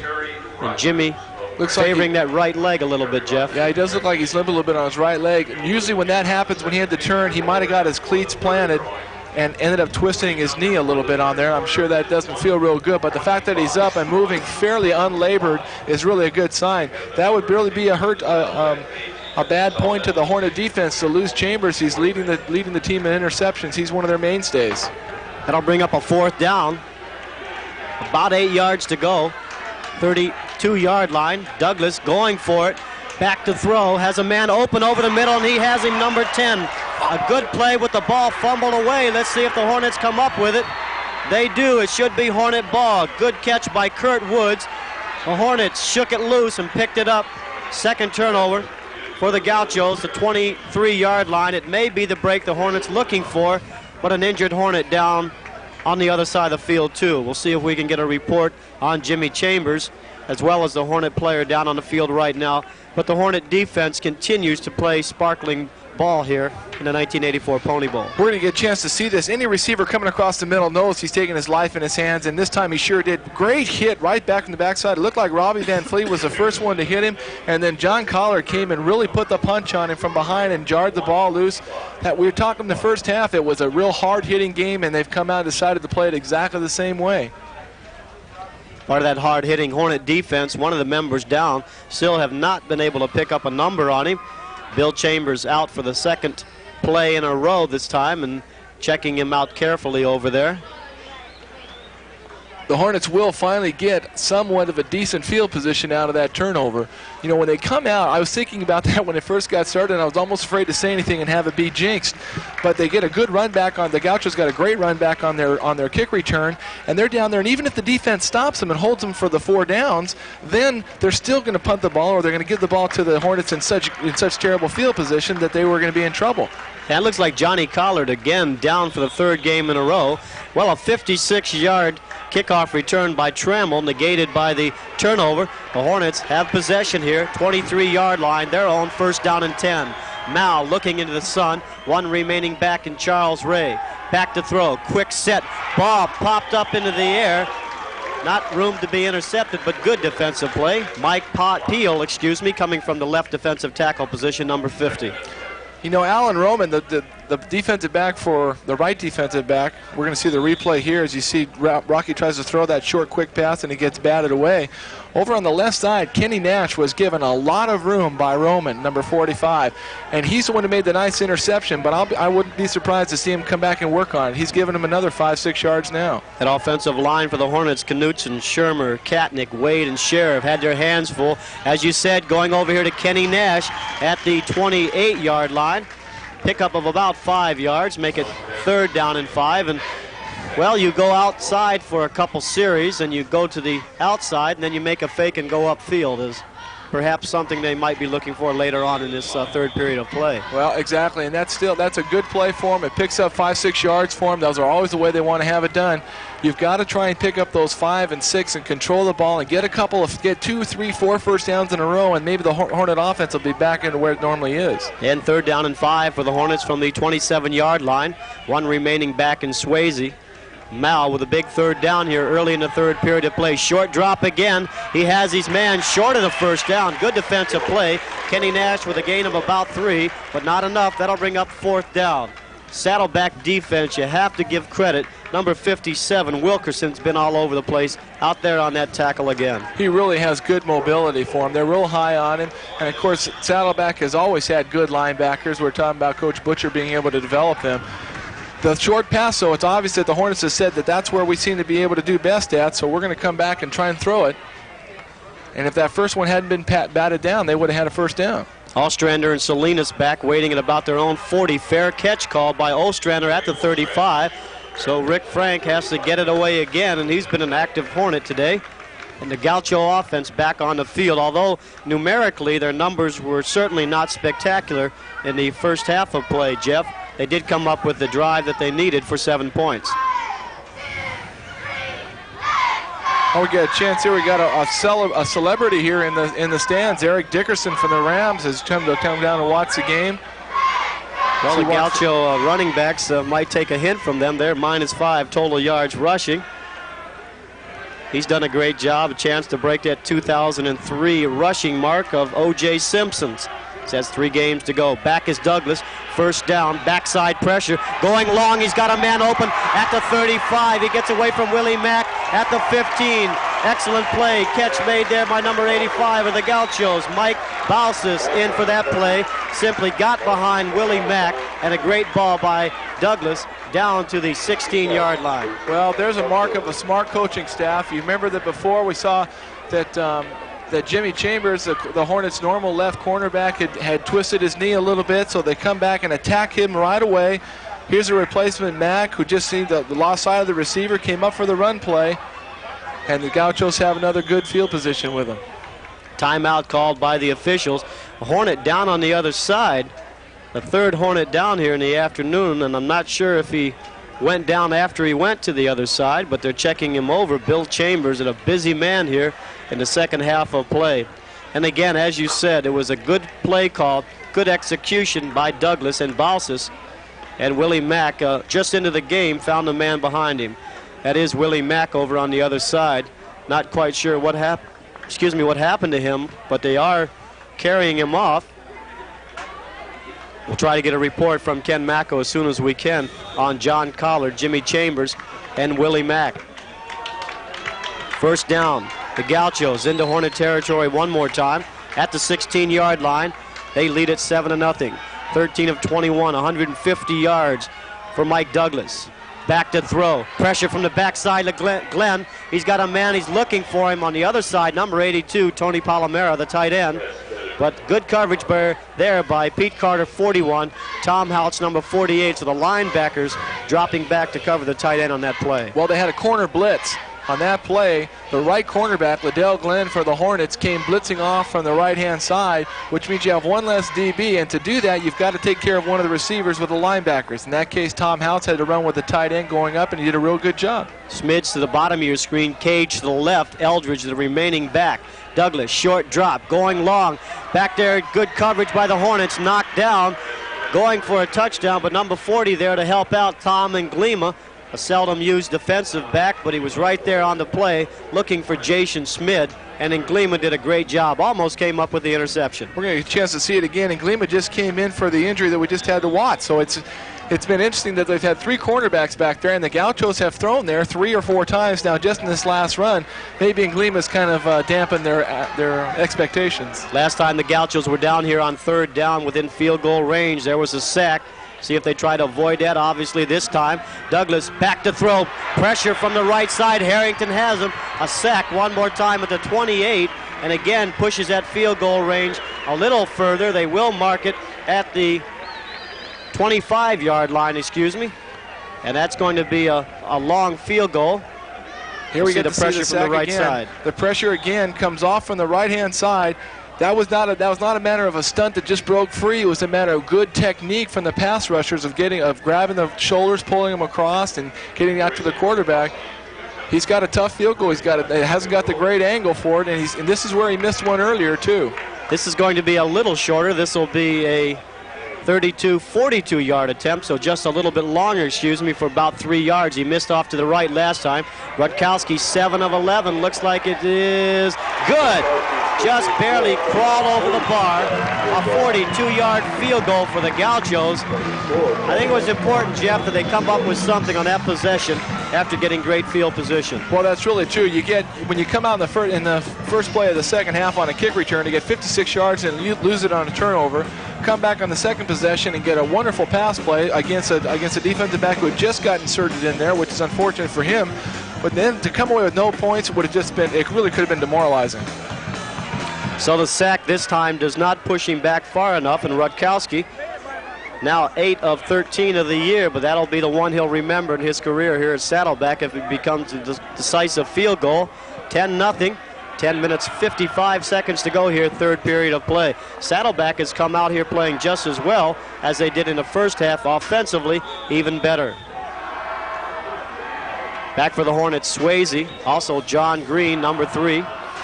This one will go to Swayze. He'll pick it at the 3-yard line. He's got a line in front. Swayze pops through it to the outside with the good speed at the 40. Out of bounds at the 45-yard line. That is the best field position the Hornets have had all day long. They have yet to get into Gaucho territory. This may be the beginning of something big if you take a look at prior stats. If they can keep, we get to see the run back, of course, we're going to see Damon come down. He waits for the hole to open up, bursts through, changes ball to the outside so he knows he won't be able to fumble it. It's real important that they don't turn it over with an interception or a fumble. Even if they don't get a first down and they punt it and they get the Gauchos down in that area, now the field position will have changed to Fullerton's side. And the Gauchos, a 5-play drive culminating in a 42-yard field goal. They lead it 10-0. Best field position for the Hornets. Mal back to throw. Pressure up the middle. He slips through to the outside. The sophomore has good speed into Gaucho territory. Knocked down inside the 45, the 43-yard line. Tackle made there by number 40, the Gauchos, Jepi Pa'u from the linebacker position, but not before Rocky Mal picks up a Hornet first down. The first time they're into possession, into the Gaucho territory, Jeff. Rocky has really shown the ability to avoid the rush, has he not? He shakes people off, still looking for his receiver, but then a good job of running outside. He's got good feet. He doesn't like to run, and that's good. You don't want quarterbacks who really like to run. You want him to throw, but when he has to, he does it, and he got the first down. And he can throw at a new Hornet record, single season, 1,974 yards, breaking Dave Wilson's record. Skinner in motion. He goes back. Give it to Kevin Prisborowski. Ball loose, flopping around. Out of bounds. It may stay in possession of the Hornets. Last one to touch it was the Gauchos, but I don't think there was any possession. The Hornets dodge a bullet on that turnover. Well, you know, of course, that in order to keep a fumble when it goes out of bounds, if no one's had possession, whichever team had total possession of it last gets to keep it. So in that case, they ended up picking up the 2 yards on it because the ball went out of bounds, and Fullerton rather had it last. Well, the Hornets gained about 3 yards as it was flip-flopping in a little bit like a fish out of water on the other side, and it's finally slapped out of bounds. 2nd down and 7. Nash to the bottom, Grimm to the top. Remaining back, Charles Ray. The Hornets trying to get something going here in the 1984 Pony Bowl. Mal back to throw. Protection much better to Nash. Inside the 30 to the 25-yard line. Inside the 20 to the 16. That's the best offensive play in Coincidentally, great offensive line play by the Hornets. Mal had plenty of time. Well, he sure did. He had a lot more time to throw the ball. We're going to get to see Kevin Nash come right in front of the screen here as he breaks to the inside, and the ball was thrown a little bit behind him. Look at him take that ball away from the Gaucho defender. He was not going to be denied on that play. Kenny Nash's second reception that time, his longest of the afternoon. First down for the Hornets, 17-yard line. They trail it 10-0. Second back through. Ray pops to the outside, maybe a gain of 2. Met there by a host of the Gauchos. Number 91 in on the tackle also, Neil Wallner. You run that type of play because if it breaks, it's great, but you run it because you've got to keep them honest. When you've been moving the ball in the air, you've got to keep them honest by running the ball. It helps set up the play-action plays where you fake the run, that holds the linebackers and opens up those seams, which is exactly why Kevin got open on that last play, hit that seam. Rich Rollins in for the Hornets, number 85, the bottom of your screen. He brings in a play from the sideline. Mal, second down and 9. Prisborowski in motion, blitz on from the Gauchos, steps up inside, but he can't get away this time. Number 89 for the Gauchos, firing in there is Alika Luesa, a linebacker, coming in there and doing a great job, and they simply put too much pressure that time. They brought everybody. Well, and Rocky's probably pretty upset. I think what happened is that one of the receivers did not run the route that he was supposed to do, because they had 2 receivers in the same exact area, and that shouldn't happen as we see him get sacked. The offensive line gave him the time to throw the ball. You can't expect him to hold him out for 10 seconds. In that case, he had 3-4 seconds to be able to throw the ball. That's about all the time an offensive line can be expected to give him. Yeah, they say if they give you 4 seconds, you ought to have time to uncover if you're a receiver. That'll bring up a third down, 17 yards to go. Back to the 34, Mal under pressure, he's sacked, throws the ball away, but they're going to say he was in the grass right back there at the 33-yard line. Number 40 coming in one more time, Yepi Pau, doing a great job, the freshman from the linebacker position. The Saddleback defense, what can you say? They've done a great job against a Hornet offense that averages over 35 points a game, and that'll bring in Rick Frank. He'll set it down at the 40, just outside the 40, and you say, come on, that's a 50-yarder. He's made 2 of 2 this season. The All-American candidate, 92 points on the season. Tom Duarte, second-string quarterback, will hold it. It's down. It looks like it'll be just a little short. No, it's good. Rick Frank, it just crawls over just like it did for Rutkowski. So the Hornets and the Gauchos swap field goals. We have a score, 10-3, 7 minutes, 25 seconds to go. Third period of play. What a weapon it is to have a guy like Rick Frank. Boy, it really is. And I'll tell you, it is very important for the Hornets to have gotten those points on the board. You just can't keep going that long and not have it done, and it's going to give some confidence back to their offensive group. Let's go down quickly to Ken Macko on the sideline.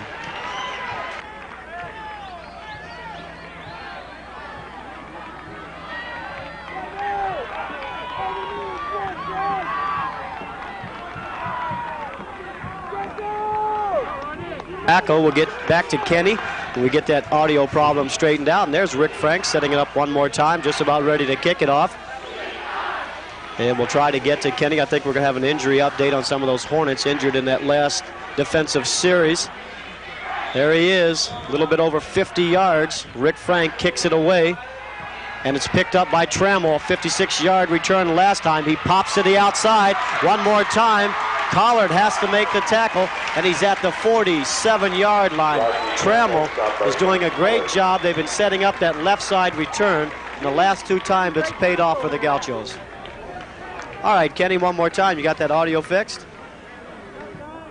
Saddleback at the 47-yard line. Third time may be the charm. Ken, keep on working on it. Kick it a couple times, step on it. Another great field position for the Gauchos. We've been saying it all day long. They lead 10-3. They're at their own 46-yard line. Douglas gives it to Salinas off the right side. He stays on his feet, fights away into Hornet territory at the 45-yard line. Pickup of 8 yards for Salinas, and he made that all on his own. Well, he did a nice job of breaking the tackle right at the line of scrimmage. It looked like the Hornets had him boxed in. Put down that third leg when he puts down his arm, kept his balance, and came outside. That's a big first down. That's better than they've done on most of their first down plays, because they've always been facing themselves with a third and long type situation. Now they got second and short. They've got a down to waste here.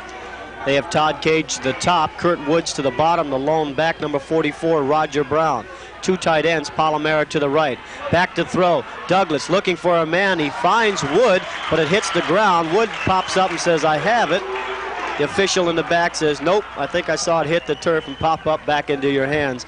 That'll still bring up a third down and short, though, for Saddleback, and good field position again for them. The Hornets on that last drive, one of the longer drives of the day, the first time they were into Gaucho territory, 7 plays, 50-yard field goal culminated, and they held the ball for 4 minutes and 30 seconds. They have not had that luxury most of the game. In fact, they've been having trouble hanging on to it at all, with 3 interceptions and a fumble here in the first 3 quarters of play. Douglas again, same basic offensive set over the right side to Roger Brown, fights inside the 45 to the 43, and should be a first down for the Gauchos. The Gauchos have now come back, have broken their pattern here. They come back and working the right side. They work the right side on the run here just to get the first down. And of course they're working the left cornerback, which would be to their right side offensively, because that's a new player. With Nglima in there, and on the second down play that was incomplete, Nglima did an excellent job of staying with that wide receiver. Douglas wanted to hit him a lot sooner, but Nglima was all over him. Sussenjar to the bottom, Cage to the top. The Hornets changing up defensively. Lone back Salinas. He gives it to Salinas off the left side. Tackle over there made by 69 Steve Summers. He made the initial hit. Short gain for Salinas of about 2, make it second down and 8. Also in on the tackle, number 41, as he usually is, Pete Carter, a freshman from Foothill High School. Carter did a real nice job of what's called scraping. When he's in his linebacker position, he's going to stunt to the outside hole there, and he's got to come right off the rear end of his defensive tackle. So he's got to scrape right up there tight. If he doesn't do it tight, it gives a hole. That time he went real tight and just met right in the line of scrimmage. Well, the Hornets have number 40, Tom Nglima, at that cornerback. They're down 3 deep with injuries. The Chambers, sack made on the backside. Coming in, number 48, Tommy House, and Douglas had no chance at all. Tom House once again, he must have 4 or 5 sacks today. He has really done an outstanding job. That middle of the line has not figured out how to stop him. We're going to see him here. He comes from the left of your screen, picks a hole, and went right through. The original, he made a nice adjustment. He went to the guard tackle gap, and it was closed. And that's where his stunt was supposed to go. He saw the opening inside, one gap more. He makes that sidestep in, and it really paid dividends for him. And Saddleback with a big third down for them at the 45-yard line. Elects to take a timeout here in the third period of play. And they're up 10-3 over the Hornets. And again, the story is defense. The Hornets' defense has played well. Even though they have given up 10 points, it's really been field position for the Gaucho that has paid off. The Gaucho defense, too, only giving up 3 points through this time span. A team averaging 35.4 points per game. The Hornets, only 3 so far. That has to be the surprise of the afternoon. Okay, now look, Ken, we gave you 2 chances. We'll give you 1 more shot. Let's go down to Ken on the sideline. Some bad news for Hornet fans. Both defensive backs, Willie Mack and James Chambers, are out with knee injuries. It looks like torn ligaments. They'll have to wait till they get back to x-ray them. They'll be out of the game for the rest of the day. Back upstairs to Jeff and Lon. Well, it's been a while, Ken, but I thought you'd still remember who we were. Tom Nglima, as we said, number 40, the left cornerback, a man who's now in there. And on the depth chart, he's number 3. You have Willie Mack, the second man in that depth, and he's down shotgun. The Hornets show a little blitz here, 3rd down and 12 from the 45. Douglas has Eldridge remaining. He goes back. Here comes Summers, 69. Flushes him out. Ball away. Hits the ground first. Incomplete. And the Hornets came through with number 69, Steve Summers, as he usually does from that right defensive end position, to simply flush Douglas out of the pocket. Made him go left, throwing right. That's a difficult thing to do. Really tough to do, and of course he saw the pressure. He knew that Houts and Carter were going to come right up the middle over the center. We're going to get a chance to see it again. Blitz right up the center. Summers almost has him back here. He sidesteps away and has to throw. That means that the Gauchos are only 2 of 10 on 3rd down conversions. Lemaire into punt now, as the Gauchos use a lot of people on special teams for kicking. John Lemaire, number 75 back there, kicking from his own 45-yard line. Back to receive John Green at the 7. John Green back up through the middle. He stays on his feet, fights forward to the 29-yard line. a 22-yard return for John Green. And although the Hornets look better here in the second half of play, they've only been able to come up with 3 points, but they appear to be a little more spirited, a little more fired up here in the third period, Jeff. Well, it seemed like everything was going wrong for them offensively. Every time they got a chance to run back a kick, they got stopped right away. We're going to see the return here. Here's an example of John taking that ball maybe where he shouldn't have, does a great job of running up through the middle. You think he would have let that go, but it ended up being a good move for him. That's where the coach is yelling, no, no, no, no. Great job. 1st and 10 from the 30. Nose of the football right there. Switches. Mal rolls out to the right, and we're going to have a holding call, I believe, on the Hornets. On the backside, Mal is tackled for a 7-yard loss, but holding may be the call. Steve Lamoth, number 21, coming up from the safety position, blitzing. That will be a penalty against the Hornets. The play looked a little confusing at the beginning. Maybe it might have been a design rollout to the right, but it looked like there was some confusion over exactly what was supposed to happen. Do you remember the pass that was intercepted when Rocky rolled over in the first half and he had the tight end open and he overthrew him and let that ball go? We just see that they're going with the holding call. That was exactly what that same pass was. It's a fake to one side, and then he rolls back over to the other side. A lot of teams call it a waggle or a throwback or rollback. And the guard, the offside guard, left guard, is supposed to pull out and block that defensive end. In that case, the defensive end on that right side came through really hard and really made Rocky stumble, so he didn't get out of there free. And because of the 7-yard loss, it brings up a 2nd and 17 for the Hornets. Gauchos declined that penalty. So that sack by 21, Steve Lamoth, will hold up. They show blitz, and it may be too much time for the Hornets. 2nd penalty in a row. This one will be accepted. Either a procedure, it is a procedure call against the Hornets, and right now, Jeff Barton, they are their own worst enemies. Well, that's really true. That's only their 4th penalty, but it's not so much the number of the penalties as the timing of the penalty. They really had the penalty they've had 2 penalties that have been declined, so really it'd be almost 6 penalties for them in the game. The left tackle for the Hornets moved a little bit prematurely. Rocky was trying to audibilize out, and apparently he missed the snap count. That'll bring it back even further this time. 2nd down and 22 for the Hornets, starting to getting a little longer. Rich Rollins in motion to the bottom. Mal back to throw. Pretty good protection this time, but it breaks down, and so does Mal, down at the 10-yard line. Coming through again, number 67 for the Gauchos, James Castle. That defensive lineman, only 5'9", but coming up with a good size. And again, the offensive line for the Hornets gave him 3 or 4 seconds, but Mal just couldn't pull the trigger. Well, he's taking a good 7-step drop. His first receiver was covered. As he started to look for a second receiver, he got pressure right up the middle. It wasn't as long a time as he'd like to have. The Hornets have been having a little trouble keeping the Gauchos out. They've got to try and spread them out. We haven't seen those quick passes again either, too. It might open it up, but with 3rd down and long at your own back door, it's trouble. 3rd down and 30, they must go to the 40. They're back at their 10-yard line. Mal back to throw one more time. He's got Charles Ray over here at the 10-yard line. Ray finds the seam, fights his way forward to the 23, but that'll be very short of the 1st down. Should bring up a 4th down and long for the Fullerton College Hornets, and that'll bring in Rick Frank. Well, when you've been getting a lot of pressure, one way to try and get away from it is to throw the screen. They set it up well. Chuck Ray runs the screen about as well as any junior college back I've seen. He does a nice job of using his blockers and gets acceleration upfield. A good game, but nowhere near the yardage they needed. So Rick Frank back inside of his own 10. Gauchos back here. We have movement all over the place, and flags go flying.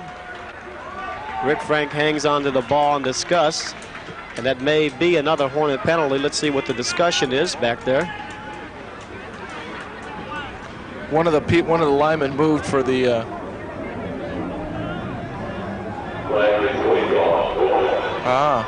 Now the reason it's waved off is that the linemen are in a 2-point stance, so they can move. They can move as long as they're set for a second before the time that the ball is snapped. The defense tries to draw him offside. One of the Hornets moved, number 96 moved on him, but he can move and get set again, so it's an inadvertent flag. Craig Ostrander back there along with John Salinas. No pressure on Rick Frank, but he shanks it to the side. Salinas catches it at the 47-yard line. A short punt by Rick Frank. The Gauchos in a position to do just about anything they want offensively right now because of the spot on the field. Well, you know, like we said, when things go wrong, sometimes they seem to just keep going wrong. Rick Frank normally is just an exceptional punter, and he'll get 45 to 50 yards on a punt. And so far today, he really has not unleashed anything when he could have pushed him back a little bit farther and given the Hornets a little bit better field position. Mike Douglas and the Gauchos come up. Salinas, the remaining back, single back, trips up to the top of the screen. They give it to Salinas. He trips over his own man, falls forward to the midfield stripe, give him a gain of about 2. Looked like the guard coming over on the other side, number 63, Mark Fedrick. He might have just caught the bottom of that Nike cleat or whatever. Well, he wanted to try and run to the left, and he saw that there was all clogged up, and made his decision a little bit late to try and cut back over to the right, do the shuffle step. I wouldn't be surprised to see the Gauchos come out and go after number 40 and Glima over here on the left corner. He's third deep for him over there, although they've only got one receiver on his side now. Second down, about 8. Lowitz meets John Salinas. Hello, how are you?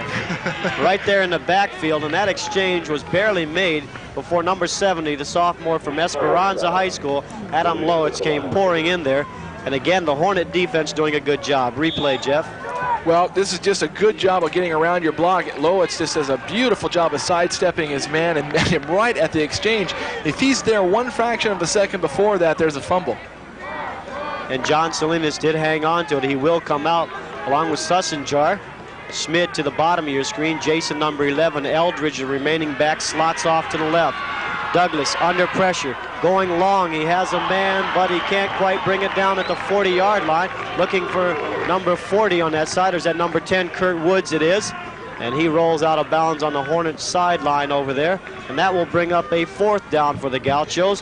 Hornet defense holds one more time, hoping the offense can get it together. But the Gaucho defense, in my mind, Jeff, has to be the top story of the afternoon. Oh, they've done a very good job of shutting down a real powerful offense, at least so far. And Fullerton's got type of offense that could come back to life any time, and I'm sure that Coach Butcher for the Gauchos is aware of that. Lamar back to punt it. Standing at the 20-yard line. Damon Swayze, ball is loose. Lamar tries to get it away. He's going to have to eat it back there. That's just the type of break that you need to have from your defense, isn't it? Time and time again, Fullerton's defense has seemed to be able to come up with the plays that they need to keep them in the game, to win the football games. And I'm not saying they're winning this game now, that's for sure, because they have to put the points on the board. But that's a big turnaround there. Fullerton really needs to go in and get some sort of points out of this drive. And they had Lamar in there last time, 75, but that was number 95, Andrew Keiss, back in, and he simply just dropped the snap. It wasn't a bad snap from center, Rodney Leota, but he simply dropped it. The Hornets have great field position just inside the 35. Let's call it the 34-yard line. They trail 10-3. Seconds running out in the 3rd period of play. Pitch out to Damon Swayze to the top. Damon pops to the outside, but a great defensive play. Number 89, again, Aleka Leausa, coming from the linebacker position. Him and Pa'u'u, a broadcaster's nightmare. Say that 3 times fast. He did an excellent job of finding the gap and cutting through. And again, the Hornets have gotten caught with an illegal block, probably a crackback block. Penalties can just tear a coach's hair out. They may not take this penalty, though, because they got a loss on the play. It'd be a 2nd down. I'd be surprised if they took it. I think they're going to decline it. And again, as we said earlier, seeing most of the Fullerton College games, they will take this one. It's a big one, a 15-yarder. They'll march it off, so instead of being inside the 35, it'll be just inside the 50 into Gaucho territory. That's going to bring up a 1st down and 25 yards to go. And that makes it tough for you right there. So the Gaucho defense, although the special teams turned it over to the Hornets, they've done their job there on that 1st down. Even though they got the loss, you throw on the penalty, 15 yards. The Hornets, again, creating a lot of problems for themselves penalty-wise. Well, it takes them out of field goal range, which is why they take the penalty, because the Hornets could take 3 field goals, and come back and win this game if they can keep them scoreless. So they've got to get back into field goal position at least. They're out of range even for Rick Frank. In motion, Prisborowski. Mal back to throw, blitz up the middle. He's flushed out. Now he has to throw long. Looking for Ray. Should be a reception at the 30-yard line. Chuck Ray with the ball being just a little bit short. Held up and came up with the play as the 3rd period ends here at LaBarge Stadium. The 1984 Pony Bowl as we crack a seal on the 4th period here The Gauchos up 10-3, and well, that was one of the more exciting plays. And again, the Gaucho defense flushed Mao out of the pocket. Well, he gets pressure again. Rocky does a nice job of getting away, and he puts it up there in a desperation pass. Great play by Chuck Ray to come back, not only to come back and make the reception, but to keep his feet in bounds as long as he had possession. What they're trying to do there is they're getting a man-to-man defense from the Gauchos, so they want to get a linebacker having to cover Chuck Ray one-on-one. It's a good plan. It's nice to work, but you need time from your quarterback because he's got to have time to outrun him. And so if you don't have time to do that, it's not going to work as effectively as they can. That's the kind of play there. As you see the score, 10-3 Gauchos, beginning of the fourth period. A 20-yard pass play. Rocky Mao to Charles Ray, number 25. As Charles leaves, Damon Swayze comes back in. And going from a 1st and 25 to a 2nd and 5, well, that's a nice first down play. Well, yes, exactly what it is, isn't it? You want 5 yards on your first down play, and you're real happy with that. But they're back now. They've made up for that penalty. They need to just keep and play solid football. They've got to keep their heads about them. They've got to be confident in themselves, and that's hard to do when you haven't been able to be as productive during the day as you'd like. And the Gauchos again defensively did their job. The ball underthrown, and Charles Ray came back to get it split backs. Prisborowski and Swayze. Grimm to the bottom. Mao back to throw. Has Kenny Nash. Kenny does a little shake and bake, but has the first down to the 20-yard line. They're still giving Kenny a lot of room. We've talked about that a lot during the day. That's a type of pass that is dangerous when you see him. If it gets picked off, of course, no one's going to catch the defensive back, and there'll be 6 points. We get a chance to see it again. A quick look over. Kenny makes a nice job on the play. Almost broke loose there. A little shake and bake. I like that. That's what he's trying to do for sure. Well, Kenny with 28 receptions for 526 yards leads the Hornets and pretty good speed. So if that side over there playing just a little bit soft, they respect the talents of that young man. Roman has Rollins to the top. Skinner in motion to the bottom this time. Give the Swayze off the left side. He pops over the left side, stays on his feet for 11 yards inside the 10 to the 9-yard line. A play that perhaps should have only had maybe 2 or 3 yards at most. Oh, that was an incredible cut. I mean, how does a back be able to make that shuffle step? We saw the back for Gauchos try to do that, didn't make it. Watch Damon get the ball here, little pitch right there. He makes that shuffle step over to the outside. You can't see it from that angle, but it actually travels about 4 yards to the side, and he's still at full speed. That doesn't seem to make sense.